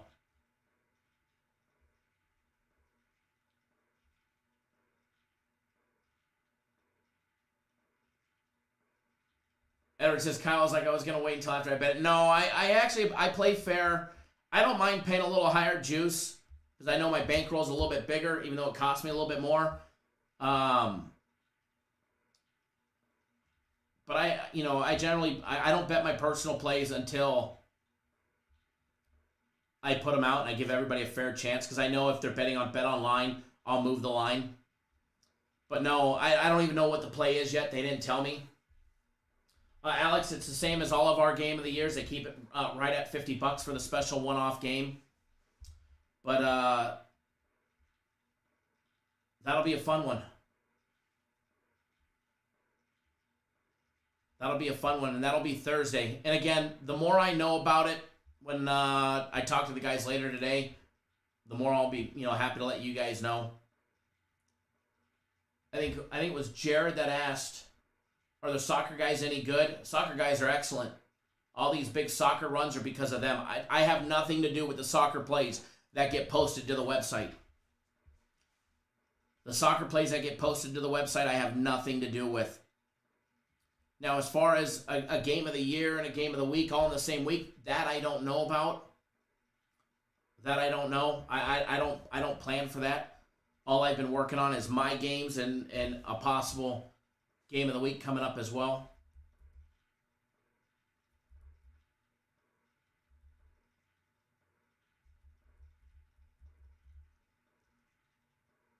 Marlo says, are the Mountaineers in trouble against Morehead State?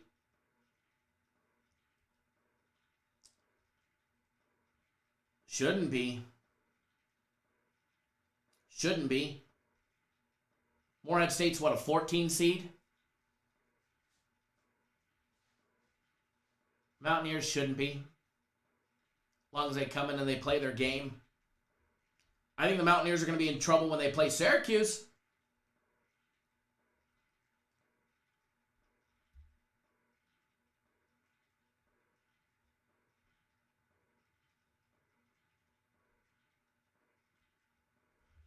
Yeah, Nathan, Utah State's a quality team for their conference. Quality team.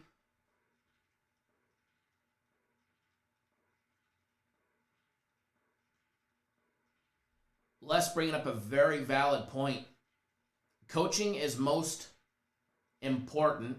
I 100% agree. Coaching matchups, 100%. And then you add in guard play with a big. That's where I'm putting my money.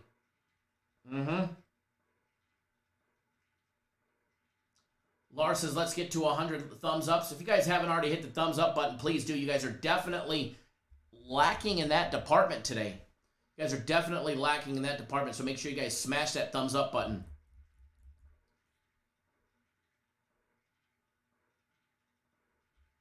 Edward says, a bunch of chat, Albrent, everyone giving opinions on the bracket. Soccer game of the year on Thursday, potentially. No, the soccer game of the year is Thursday, but it's supposed to be on the website.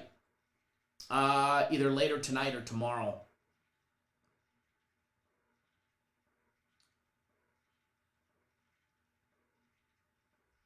Nathan says, that's why Duke has always been a good tournament team. 100%. That coach factor. Look at the teams that are always in it.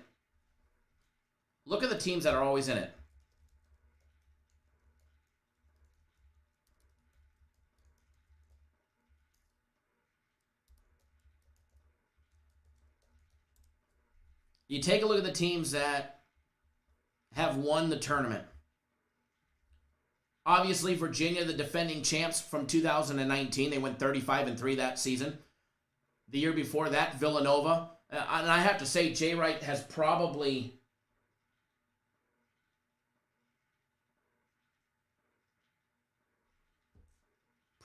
petered out, even though they won it in 18 and 16. I think not his coaching expertise. I just think just his style of play and style of coaching is getting toppled over. North Carolina in 2017, Duke in 15, UConn in 14. Rick Pitino, who is back to the big dance after being fired by Louisville. Kentucky, Connecticut, Duke, North Carolina, Kansas, Florida, North Carolina, UConn. So you'd go back all the way to 2004. Since 2004, the only teams that have won have been UConn, North Carolina, Florida, Kansas, Duke, Louisville, Nova, and Virginia. Since 2004, we've had 8 teams win.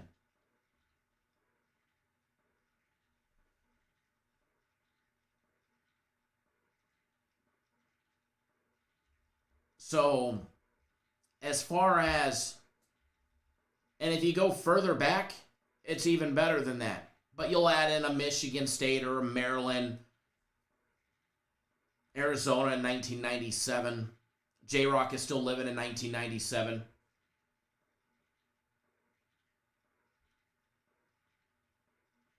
Les says, I hate to say it, but Michigan State is in. Look out, future bet on Sparty. You know, they're going to have an absolute battle against UCLA. But yes, if they get past UCLA, and Michigan State is plus 10,000 currently at BetOnline. UCLA at plus 15,000.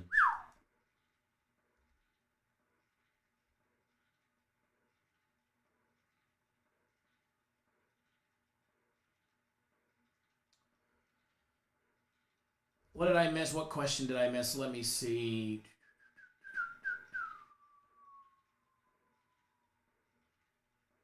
I don't know what question that I missed. Something about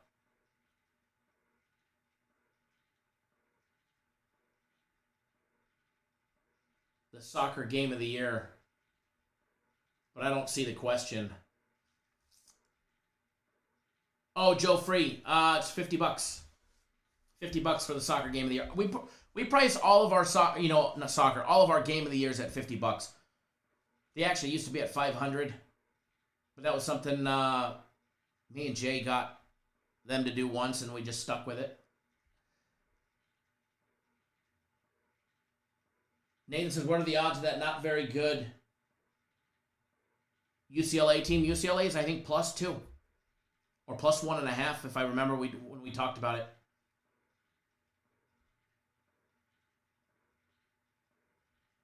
UCLA and Michigan State going to be a great game. Yes, absolutely.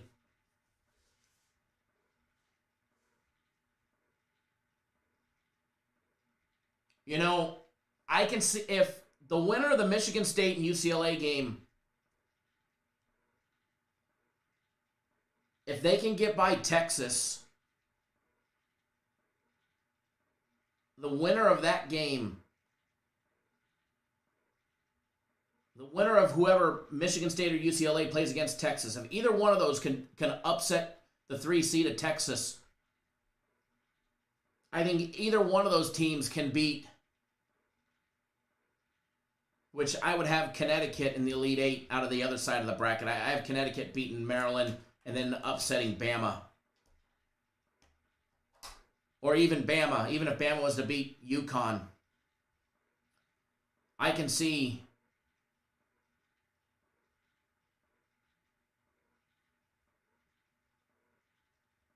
either one of those teams having a chance to advance to the Elite 8. So Les having a plus 10,000 or a plus $15,000 future on Michigan State or UCLA may just pay pretty damn well.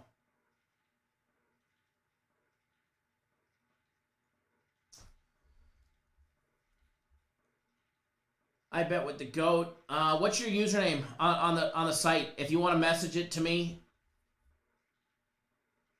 let me know, or you can post it here, and then I'll take a look. But it should start immediately. If you're on for my personal plays, they're not on the website. I text them out. But I haven't texted out my personal plays for today yet. But I can take a look at your account to make sure everything is kosher on it.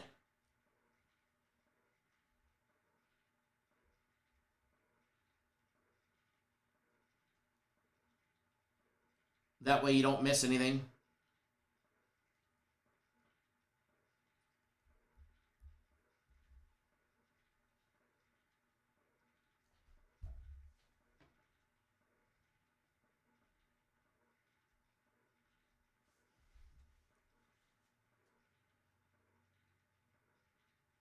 Shane says, yes, Edward, I'm with you on the Texas going far, but not sure about Final Four. I think Texas is going to have a hard time against the winner of Michigan State and UCLA.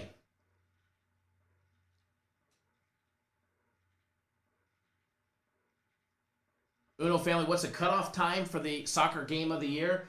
It doesn't start until Thursday. The game of the year is on Thursday. It's not today. But the cutoff time will be game time, more than likely, of that game, or 30 minutes before game time of that game on that day.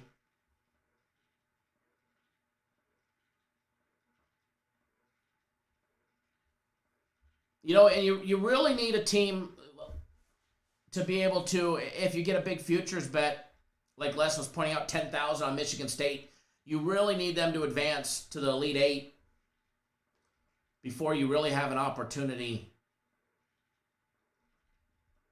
to hedge and not give out, all your profits away.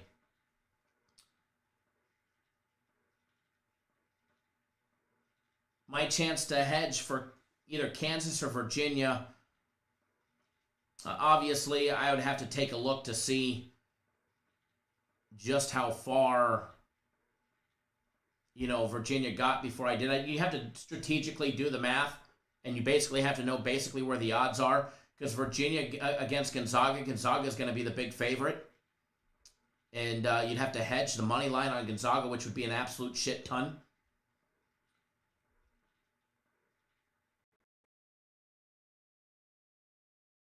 Ride. Unfortunately, two of my futures are out of the West. If Kansas was to advance past USC and make it to the Sweet 16, I think they'll end up probably against Oregon or Iowa. It's just all about math. Math and, how much profit you want to give back or give up. I don't have, big liability on them. Virginia has more on it, 2,000 on Virginia versus 500 on Kansas. So I could see myself not really hedging the Kansas bet unless they got to the Elite Eight or maybe Final Four, which I think is going to be a tall task. Virginia, I've got a little more liability on it as I, bet more. As the cost was, they were plus 2,500 at the time that I bet them. I think they're plus 3,300 now.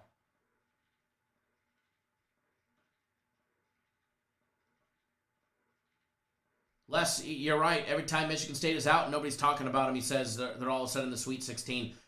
I think Michigan State's path to the Sweet 16, I don't want to say is easy, but if they get by UCLA, I think that's going to be their test. They get by UCLA and they're going to play. They're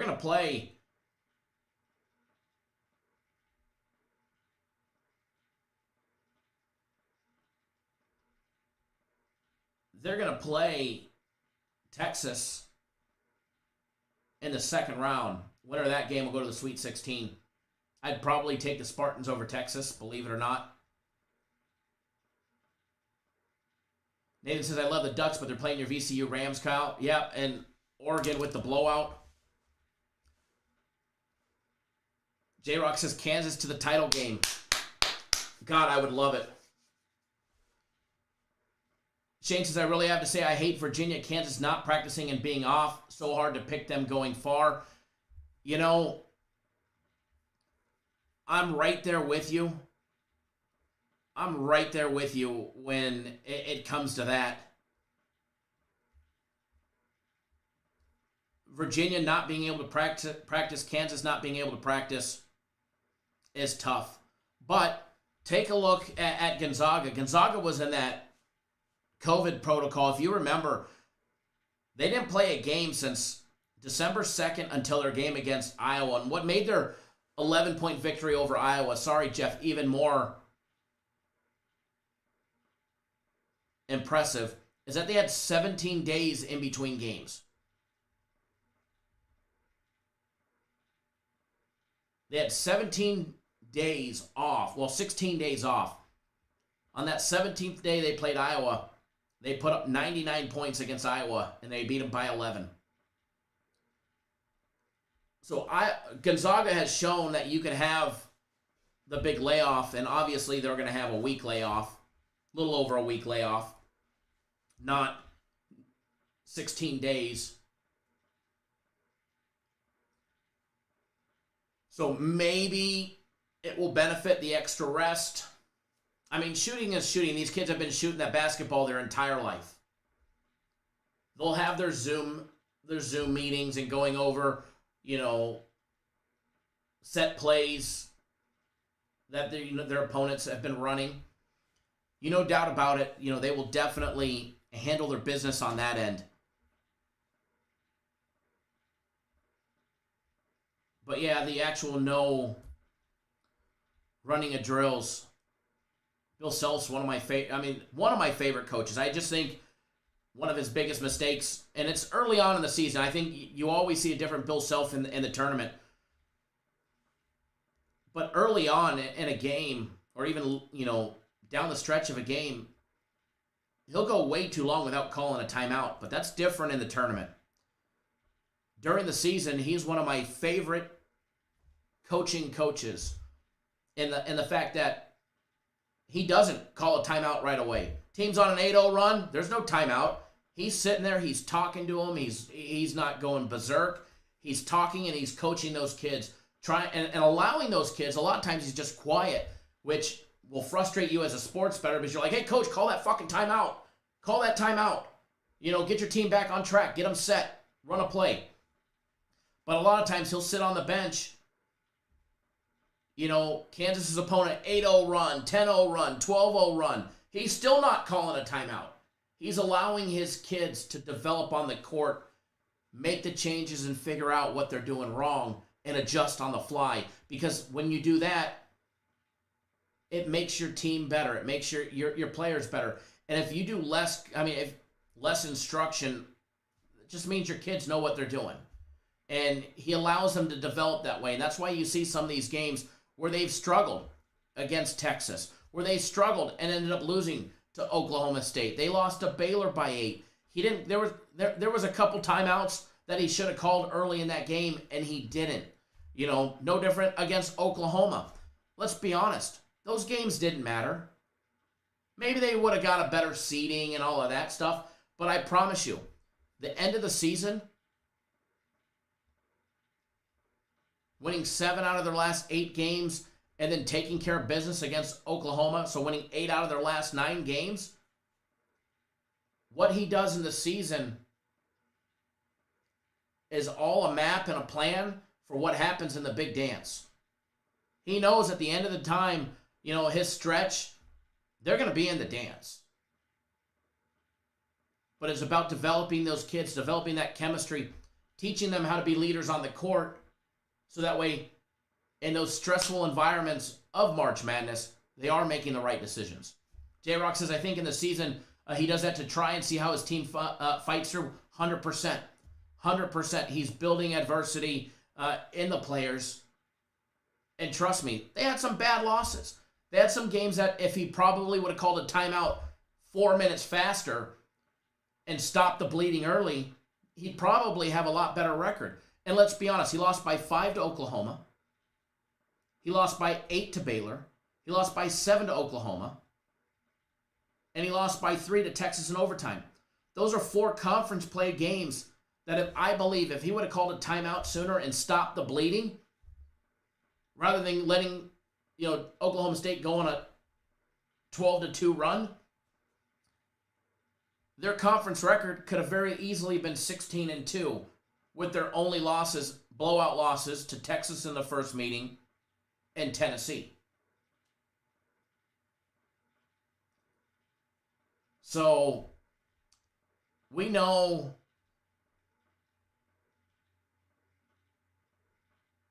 Kansas will be prepared. Bill Self will be prepared. Those kids will be prepared.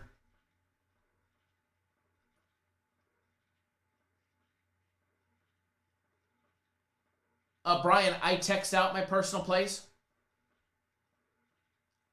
I text out my personal plays, so I'll be in touch when we're off the live show. My personal plays are the only ones that get texted out. But I will be in. I do have you on the list. You're updated and you're on the list, so I'll be reaching out when we're off the live show. My personal plays, I just didn't put them out yet. There's no rush. There's nothing early. Les says, like you've talked about, these coaches are coaching their team for March Madness. 100%. You know, the beginning of the season doesn't fucking matter to some of these teams. The Kansases, I like to say the Dukes, but it matters for Duke. The Kansases, the North Carolina, the Virginias, the Oregon Ducks.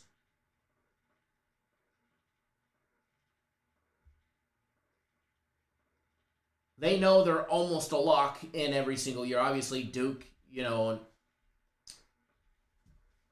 Kentucky showed us otherwise this year. But these teams coach for just the next 3 weeks. These coaches prepare for the next 3 weeks. Trust me. Do you really think Kansas on November 26th was all too concerned about a neutral site matchup against Gonzaga? Great non-conference matchup. Gonzaga, Kansas to start the season. They lost by 12.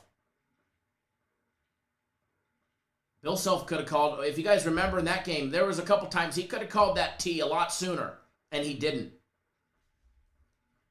He could have.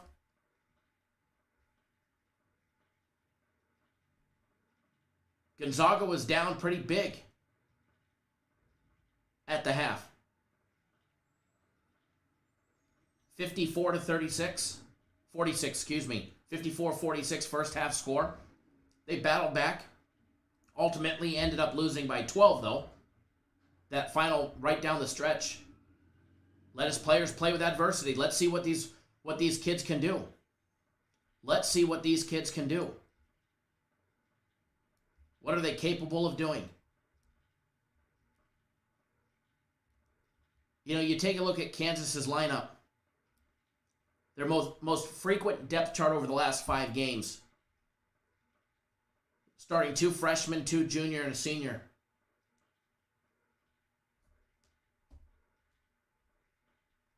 Almost half your starting rotation.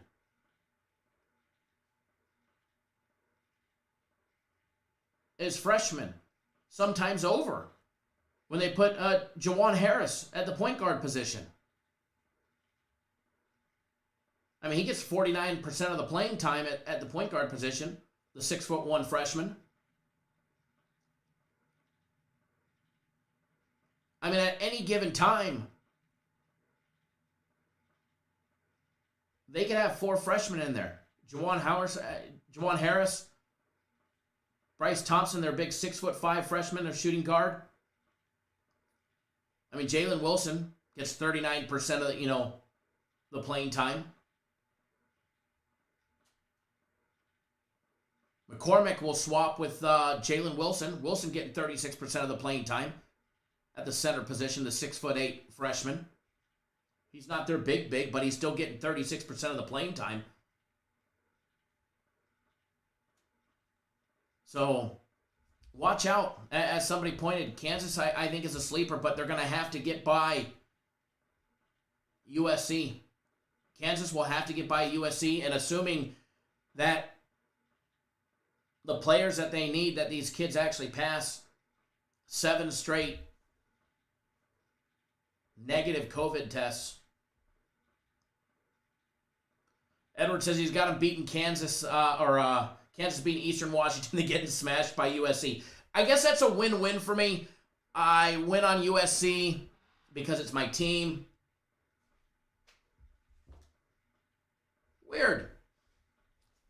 Or Kansas in my futures bet advancing. Hold on one second. Let me fix that board for you guys.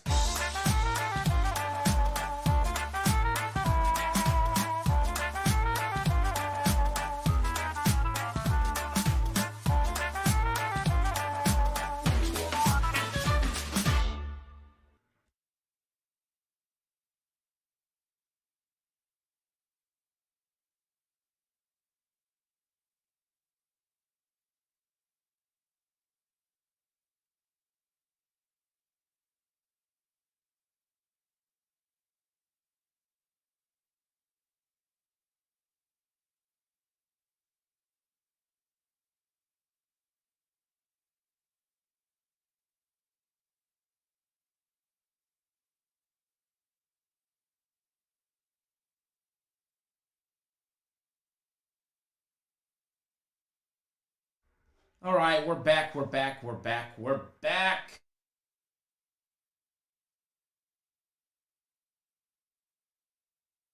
Money in the bucket, shine from my shoes.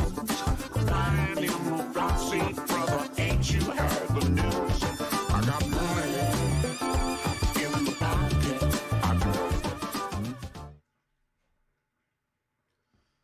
All right, we are back. We're back. We're back. We're back. We're back. I don't know what happened. Board shut off. The board shut off.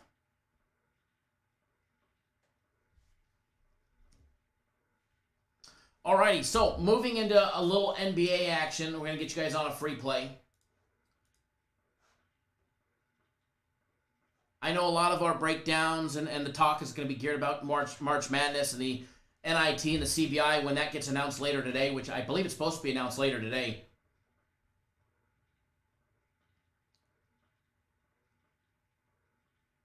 So that'll be announced, I think, later today, the CBI, which is going to be great. The more games we have to bet on, even better.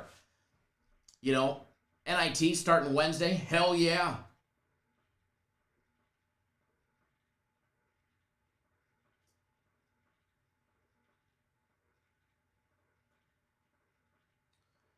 As far as Illinois winning it all, I think there's some teams that will play very quality against Illinois down the stretch. But, you know, it's the madness. There's definitely going to be upsets. We already know that. Baylor has beaten Illinois. Michigan State. Les bringing up Michigan State a little bit ago. Michigan State beat them 81-72. Ohio State, Maryland, Rutgers, Missouri. All teams that bested the Fighting Illini this year.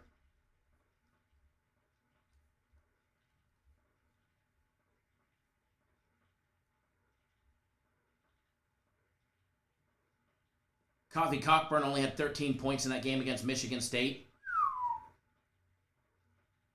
I bet with the GOAT, you've got a future on Kansas, Virginia, and West Virginia. Very nice. I didn't see if you posted your username for me. You can either post it in here, you can email it, and I could check on your account for your March Madness package. Make sure that it's properly in there. That way you're getting all the packages that you're supposed to be getting. Obviously, you know, we talked, or I mean, I gave out a play in that Sacramento-Charlotte matchup a little bit later today.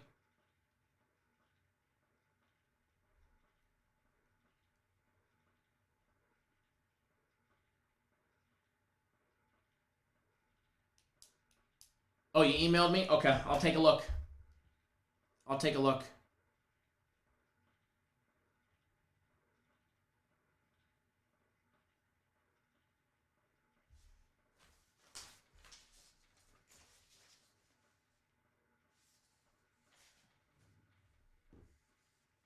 I will make sure you get on the list.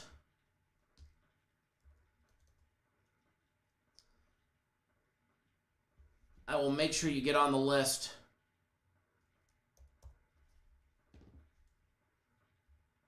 Which I believe you should already be on.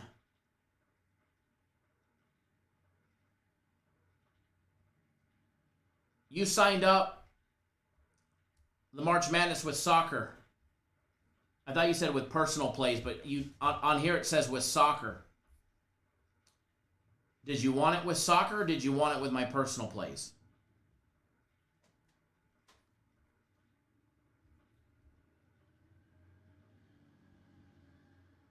Edward, 4 p.m. Eastern time. Late today.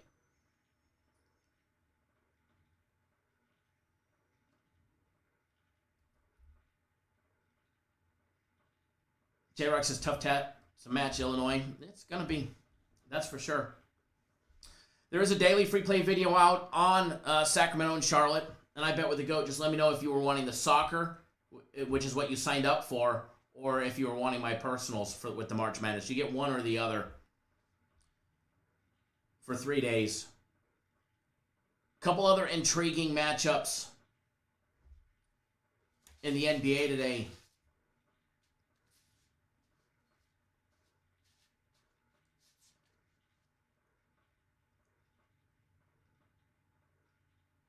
Jared, right? Big Afro, why do I feel Gonzaga's going to get upset in the Final Four? It just feels someone going to get them and destroy everyone's bracket. It's a very valid thing because Gonzaga gets busted every year.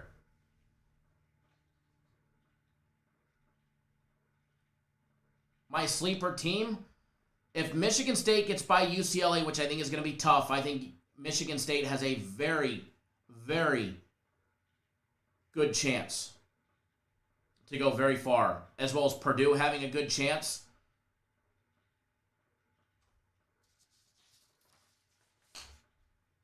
Okay, it's already in for the soccer. It's already in for soccer. You're already good to go for soccer, bud.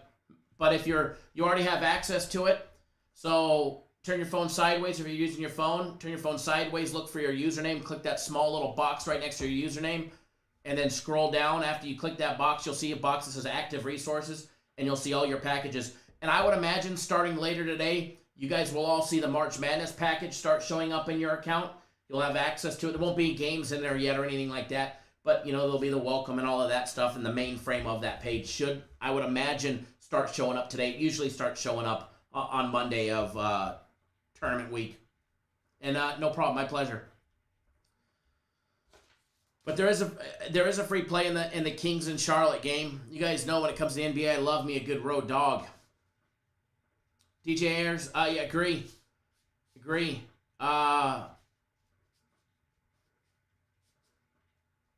Illinois can definitely go far, that's for sure. But I think Purdue is a big sleeper.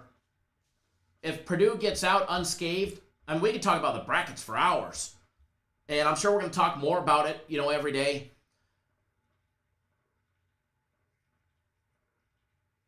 But if Purdue comes unscathed past Villanova, assuming Villanova doesn't get trumped and upset by Winthrop, but I see Villanova and Purdue going at it. And then one of those two will advance against the winner or against Baylor. And I think either one, I think Purdue can definitely match up against Baylor. And then obviously I think, Illinois is going to be the team to beat out of the West or out of the Midwest. So I can see Purdue matching up against Illinois. Villanova definitely not the same team.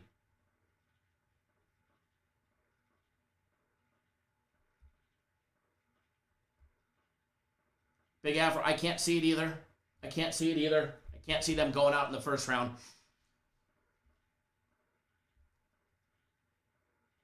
Taking a look at an NBA game real quick because I do have to run. We talked too long about the bracket. I actually have an appointment shortly, and it's about 10 minutes for me to get there, and it's in 20 minutes. So we're going to wrap this one up, but we're going to be live quick, and I'll get you guys on a free NBA play as well that I've got special for you guys. We'll be live at our normal 10 a.m. time slot every day this week, Monday, Tuesday, Wednesday, Thursday, Friday.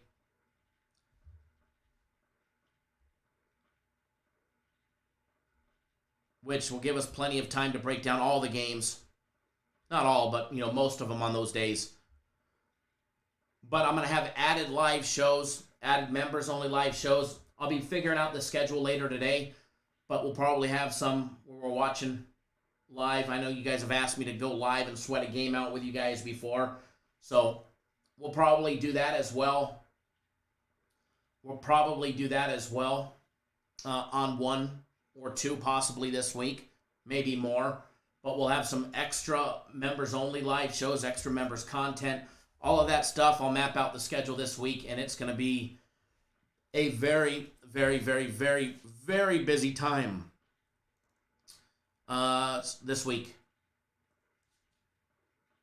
Between the NIT and the actual main tournament, CBI, we could be able to bet on Army and Navy, and all of that good stuff again.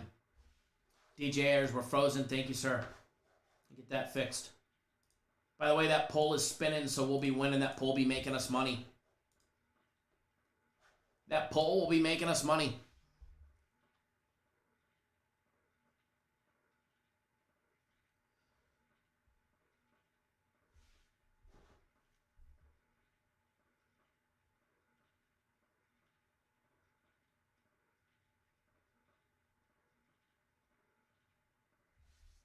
As far as everything else in the NBA, I want to take a look.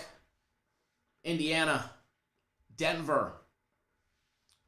Good old matchup here. You pop up the live odds for it.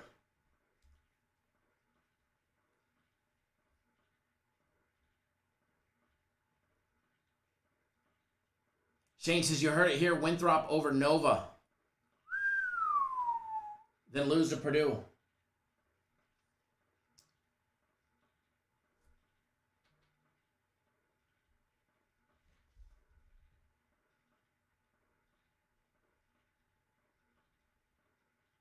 If you're on my personal plays, I haven't sent them out yet.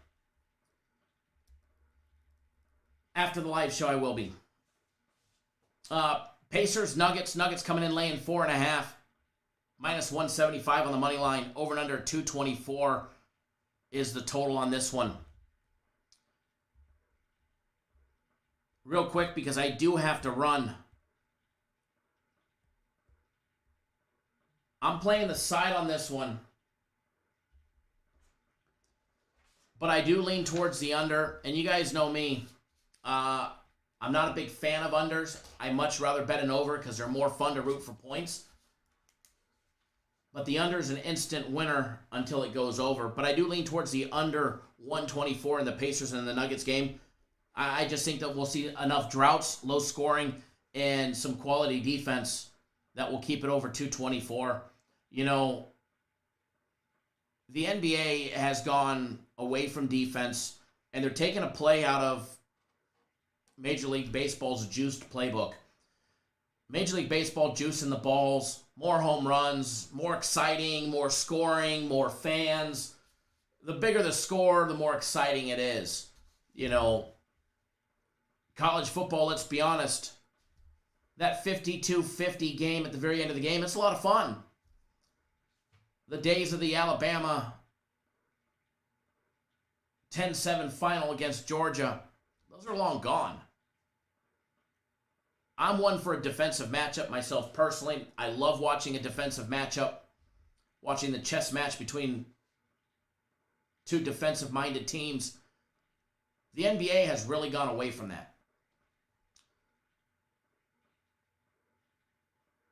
You'll find the low totals, 212s, 209s, 207s on occasion when the Knicks are playing Orlando. But for the most part, the totals we see are all in the low 220s to 240s. Let's be honest. We smashed that total yesterday in a high totals game.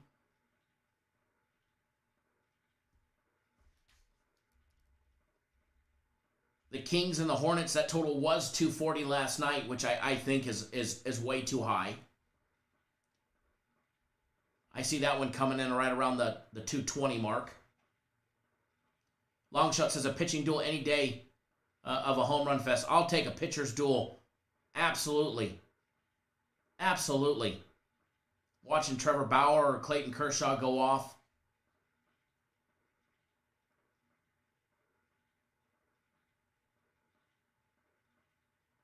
Is much better in my eyes. But in this matchup, Denver laying 4.5. But yet, they have the money line sitting at minus 175. I don't know what the rest of your books have it at. I would expect the rest of your books might have it a little bit higher. I definitely think that the Nuggets on the money line at minus 175 is a great play rather than laying 4.5. I think they cover the spread, to be honest. But risk versus reward, juice only matters if you lose. Minus 175, that's like a average small favorite in soccer or a small favorite in the UFC. That's a small favorite in baseball.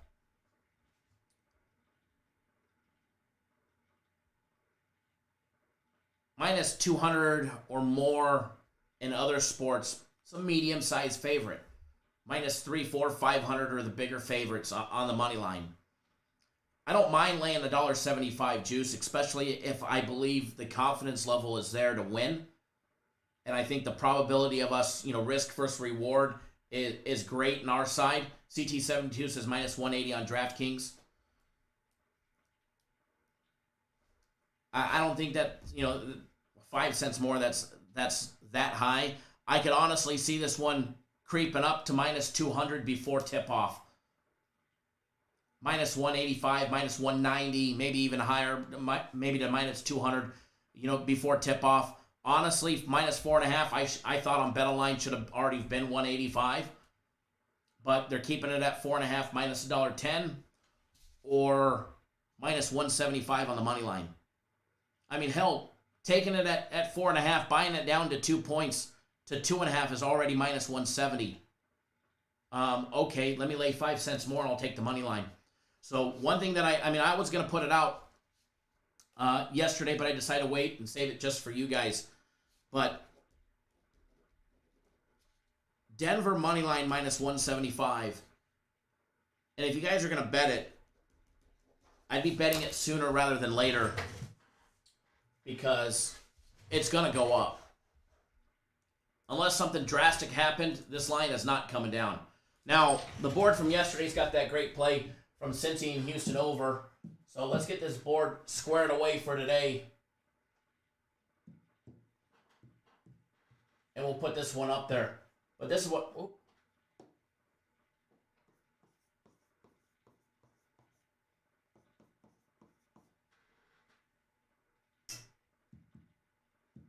It almost did correctly. So I'm playing it on the money line. I don't think minus 175 is a lot of juice to play on a play. I'd rather have minus 175 and have to win by 1 than have to win by 5 and lay $1.10. So for 65 cents more, you're going to tell me I just have to win by 1 versus 5. I'll take it every day of the book, or every day of the week at the book.